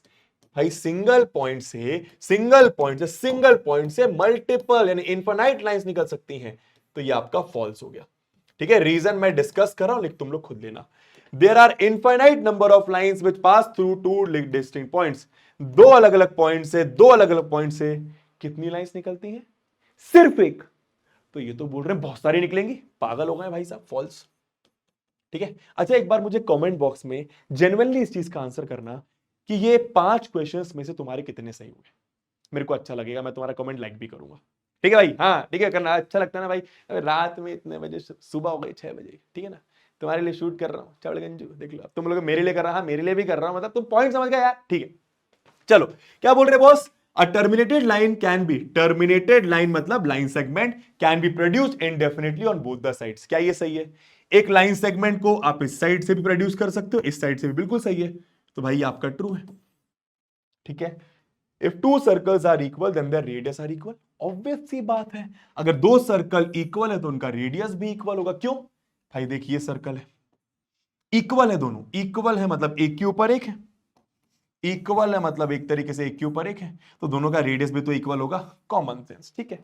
ट्रू हो गया बॉस। अब क्या बोल रहे हैं, in the given figure A B P Q के बराबर है, ए बी पी क्यू के बराबर है, ठीक है, और पी क्यू एक्स वाई के बराबर है, पी क्यू एक्स वाई के बराबर है, तो ए बी एक्स वाई के बराबर होगा। एक काम करो, इसका आंसर कमेंट में बताओ, इसका आंसर कमेंट में बताओ, ये ट्रू है कि गलत, ठीक है, बता देना, ठीक है ना। हाँ जी, और बता देना 5 में से तुम्हें कितने मिले। नेक्स्ट, बहुत ही प्यारा सवाल, थोड़ा सा ये अटपटा सवाल है पर बहुत आसान, और एनसीईआरटी का ही सवाल है। बस लास्ट 2 क्वेश्चंस। क्या बोल रहे हैं, कंसिडर 2 पोस्टुलेट्स गिवन, ठीक है। तो आपको 2 पोस्टुलेट दिए हुए, ध्यान से देखना, ये अच्छा सवाल है। आपको 2 पोस्टुलेट दिए हुए, अब ये पोस्टुलेट कौन से, यूक्लिड के 5 पोस्टुलेट्स नहीं है, ये अलग से 2 पोस्टुलेट है, ये अलग से 2 पोस्टुलेट है, ये अलग से 2 पोस्टुलेट है। पोस्टुलेट मतलब सही है, जो चीज सही है, ट्रू स्टेटमेंट, इसको प्रूफ करने की जरूरत नहीं है, ठीक है। तो ये 2 पोस्टुलेट आपको दिए हुए। क्या बोला पहले में, given any 2 distinct points A and B, 2 अलग अलग पॉइंट्स दिए हुए हैं, there exist a third point C which is in between A and B. आप चेक भी कर सकते हो क्या ये सही है। अब सिंपल सी बात है, मान अगर 2 पॉइंट है ए और बी, तो इनके बीच में तो बहुत सारे पॉइंट्स होंगे ना, तो इनके बीच में हो सकता है कोई सी भी हो, क्या दिक्कत है, बिल्कुल हो सकता है, और इसलिए वो सही भी है। अगला क्या बोल रहे हैं, देयर एग्जिस्ट एटलीस्ट 3 पॉइंट्स, कम से कम 3 पॉइंट्स। एटलीस्ट का मतलब, एटलीस्ट का मतलब कम से कम, कम से कम, ठीक है। देयर एग्जिस्ट कम से कम 3 points that are not on the same line, that are not on the same line. कम से कम 3 पॉइंट्स होंगे जो सेम लाइन पर नहीं होते हैं, कम से कम 3 पॉइंट्स होंगे जो सेम लाइन पर नहीं होते। ऑब्वियस सी बात है, अगर आप देखो 3 पॉइंट्स, 1 2 ले लिया, अगर मैं तीसरा पॉइंट ऐसे ले लूं तो ये लाइन पर आ जाएगा, पर अगर मानो मैं तीसरा पॉइंट ऐसा ले लूं, यहां पर ले लूं, तो ये देखो ना, ये एक लाइन पर कहां आ रहा है, ये तीनों पॉइंट एक लाइन पर कहां आ रहे हैं, तो वही चीज बोली गई है कि भैया कम से कम 3 पॉइंट होने चाहिए, कम से कम 3 पॉइंट होने चाहिए, कम से कम 3 पॉइंट होने चाहिए, जिसकी मदद से आप एक लाइन ना बना पाओ, जिसकी मदद से आप एक लाइन ना बना पाओ, ठीक है। क्योंकि अगर देखो ना, अगर 1 पॉइंट होगा तो आप लाइन बना दोगे, अगर 2 पॉइंट होगा तो आप लाइन बना दोगे, ठीक है, पर अगर 3 पॉइंट हुए तो हो सकता है कि आप एक लाइन ना बना पाओ। क्या पॉइंट समझ में? और ऑब्वियस सी बात है, ये सही है, और दोनों ही पोस्टुलेट आपके सही है, आपको पता ही है, ठीक है। तो दोनों पोस्टुलेट सही है। अब वो पूछ क्या रहे हैं, do these postulates contain any undefined terms, क्या ये पोस्टुलेट में कोई अनडिफाइंड टर्म्स है? भाई पॉइंट एक अनडिफाइंड टर्म है। क्या ये दोनों पोस्टुलेट को देते वक्त कोई ऐसी टर्म यूज करी गई है जिसको आपको डिफाइन करना पड़ेगा, कोई अनडिफाइंड टर्म है? बिल्कुल है, पॉइंट है। तो पहला क्वेश्चन का आंसर हो गया। Are these postulates consistent? Consistent का मतलब क्या होता है? कंसिस्टेंट का मतलब होता है, जब आप एक पोस्टुलेट बोल रहे हो तो क्या इसका मतलब यह है कि दूसरा गलत है? जब आप दूसरा बोल रहे हो तो क्या इसका मतलब यह है कि पहला गलत है? ऐसा नहीं है, तो इसका मतलब वो कंसिस्टेंट है, ठीक है। यहां पर और तीसरा क्या बोला गया, मैं बताता हूं सबका मतलब। फिर क्या बोला, do they follow from Euclid's postulate, explain. क्या ये यूक्लिड्स पोस्टुलेट है? तो 3 क्वेश्चन पूछेंगे। सबसे पहला कि ये दोनों पोस्टुलेट देते वक्त क्या आपने कोई अनडिफाइंड टर्म्स का यूज करा है? करा है, पॉइंट का, ठीक है। क्या ये पोस्टुलेट कंसिस्टेंट है? क्या एक पोस्टुलेट का मतलब ये है कि दूसरा गलत है? क्या दूसरे का मतलब ये कि पहला गलत है? समझाता हूं, ऐसा नहीं है वैसे, ठीक है। तो ये कंसिस्टेंट है, ये कंसिस्टेंट है, ठीक है। Do they follow from Euclid's postulates? क्या ये यूक्लिड पोस्टुलेट है? नहीं है ये क्या ये दोनों यूक्लिड के पोस्टुलेट थे? नहीं है। तो बस इसका आंसर भी बच्चा मैंने यहां पर लिख दिया है। अच्छा बाय द वे, पहले इसका आंसर मैं आप लोगों को बस बताने वाला था, फिर मैंने इसका आंसर छोटा चैट जीपीटी से मांग लेता हूं, तुम्हें दिखा के चले जाता हूं, तुम लोग भी लिख लोगे भैया, तुम्हारा भला हो जाएगा। ठीक है, बाकी कभी ऐसा कुछ हो तो यार तुम लोग अब स्मार्ट हो, स्मार्ट जनरेशन हो, जेन जीज हो, तुम्हारे पास फोन है, इंटरनेट है, चैट जीपीटी में क्वेश्चन का आंसर आता है तुम्हें, पर लिखना नहीं आता, तुम लोग सर्च कर लिया करो। तो क्या लिखा हुआ है भाई, the undefined terms in these postulates are point, line, ठीक है, एंड बिटवीन। अच्छा अच्छा भाई साहब, अच्छा अच्छा ठीक है, तो पॉइंट है, अच्छा ठीक है, सही बोल रहे हैं यार, पॉइंट वर्ड का यूज करा गया जो कि अनडिफाइंड है, और किसका, हाँ लाइन वर्ड का भी तो यूज करा गया जो अनडिफाइंड है। ठीक है, क्या कुछ और अनडिफाइंड है? बिल्कुल अनडिफाइंड है, बिटवीन भी तो अनडिफाइंड है। बिटवीन का मतलब क्या है? बिटवीन का मतलब क्या है? बिटवीन मतलब कहां पे बोल रहे हो? ए और बी, ए और बी के बिटवीन मतलब कहीं पे भी हो सकता है, कहां की बात कर रहे हो? ठीक है, और क्या भाई, नेक्स्ट का आंसर क्या? दीज पोस्टुलेट्स आर कंसिस्टेंट, जैसे कि मैंने आपको बताया कि दोनों पोस्टुलेट कंसिस्टेंट है, बिकॉज एक का मतलब ये नहीं है कि दूसरा गलत है, दूसरे का मतलब ये नहीं कि पहला गलत है। ठीक है, because there is no contradiction between them. Detail में अगर आप देखो, the first postulate says that between any two distinct points there is a third point. The second postulate says that there exist at this, भाई both can be true at the same time. मैंने आपको ये चीज बताई कि जब दोनों साथ में ट्रू हो सकते हैं मतलब वो कंसिस्टेंट है। एक बोल रहे हो मतलब अगर आप एक पोस्टुलेट दे रहे हो तो इसका मतलब ये नहीं कि दूसरा गलत है, अगर आप दूसरा पोस्टुलेट दे रहे हो तो इसका मतलब ये नहीं कि पहला गलत है। ठीक है ना? ठीक है, अगला क्या भैया, these postulates do not follow from Euclid postulate, क्योंकि आपको पता है यूक्लिड के पोस्टुलेट तो लाइन के बारे में बात कर रहे हैं, सर्कल के रेडियस के बारे में बात कर रहे हैं, सर्कल बनाने के बारे में, तो मतलब पॉइंट तुम समझ गए, यहां पर लिखा हुआ है, तुम चाहो तो रीड कर लेना। ठीक है, नेक्स्ट लास्ट क्वेश्चन, बहुत ही आसान सा, क्या बोल रहे हैं, वाई इज एक्सियम 5? एक्सियम 5 याद है? एक्सियम 5 क्या है? The whole is greater than the part, chocolate उसके एक पार्ट से बड़ा होगा, common sense. Why is axiom 5, axiom 5 is the list of Euclid axiom. Axiom 5 को यूक्लिड के एक्सियम में क्यों रखा गया है? Consider a universal truth. अच्छा अच्छा अच्छा, ऐसा नहीं पूछा कि वाई इज एक्सियम 5 यूक्लिड के एक्सियम में रखा गया, ऐसा नहीं पूछा गया भाई, वो तो यूक्लिड को ही पता होगा। हमसे ये पूछा गया कि इस एक्सियम को यूनिवर्सल ट्रुथ क्यों बोला जाता है, इसको सच क्यों माना जाता है। ठीक है, note that the question is not about the fifth postulate. ठीक है, उन्होंने आगे क्लियर करा कि भाई हम फिफ्थ पोस्टुलेट की बात नहीं कर रहे हैं, मैं फिफ्थ एक्सियम की बात कर रहे हैं। ठीक है, तो भाई सिंपल सी बात है यार, the whole is always greater than the part, ये कॉमन सेंस है। और तुम सोचो, अगर मानो मैंने एक बुक ली और बुक का पन्ना लिया, तो जो बुक का पन्ना है वो पार्ट है, तो जो पूरी बुक है वो पन्ने से बड़ी है ना यार, कि पन्ना तो उसका पार्ट है। ठीक है, मैं होल हूं, मैं किडनी से बड़ा ही हूंगा, मैं अपने लंग से लंग मतलब अपने लंग से बड़ा ही हूंगा। ठीक है, समझ गए, मैं अपने हार्ट से बड़ा ही हूंगा, मैं अपने उंगलियों से बड़ा ही हूंगा। भाई मानो पिज्जा है, पिज्जा पूरा पिज्जा एक छोटे पीस से बड़ा ही होगा। ठीक है, तो वहां पर यहीं पे लिखा हुआ कि भाई मानो एक केक ले लिया मैंने, भाई केक का एग्जांपल ले लिया, लिख लेना। ठीक है, that's it that's it that's it. एक आसान सा चैप्टर तुम्हारा यहां पर खत्म हो जाता है। एक छोटा सा क्वेश्चन मैं तुम्हें घर के लिए देकर जा रहा हूं, इसको खुद से तुम लोग देख लेना, बहुत ही आसान सा सवाल है। जीपीके का मतलब होता है हमारी क्लास में घर पे करो, घर पे करो। ठीक है ना, तो ये वाला क्वेश्चन देख लेना, आंसर मैंने छोड़ दिया, बहुत ही आसान सा क्वेश्चन है। ठीक है ना, ये 180 डिग्रीज है, माफ करना ये गलत लिखा हुआ है यहां पे, ये डिग्रीज है, डिग्रीज है। ठीक है, चलो दैट्स इट। आपका एक बहुत ही आसान सा chapter introduction to Euclid's geometry यहां पर खत्म होता है। एंड बस और क्या, आई होप आप लोगों को सारी बातें समझ में होंगी। कोई दिक्कत कोई परेशानी आ रही है प्लीज मुझसे पूछ लेना। एक बार डिस्क्रिप्शन जरूर चेक कर लेना, वहां पर मैंने क्लास के सारे नोट्स टेलीग्राम पर भी डाल दूंगा मैं अपने, प्लस पीडब्ल्यू के ऐप पर भी डाल दूंगा। आपको एक लिंक दिया होगा, उस लिंक पर क्लिक करके आप नोट्स डाउनलोड कर सकते हैं। ठीक है, बाय बाय, टेक केयर।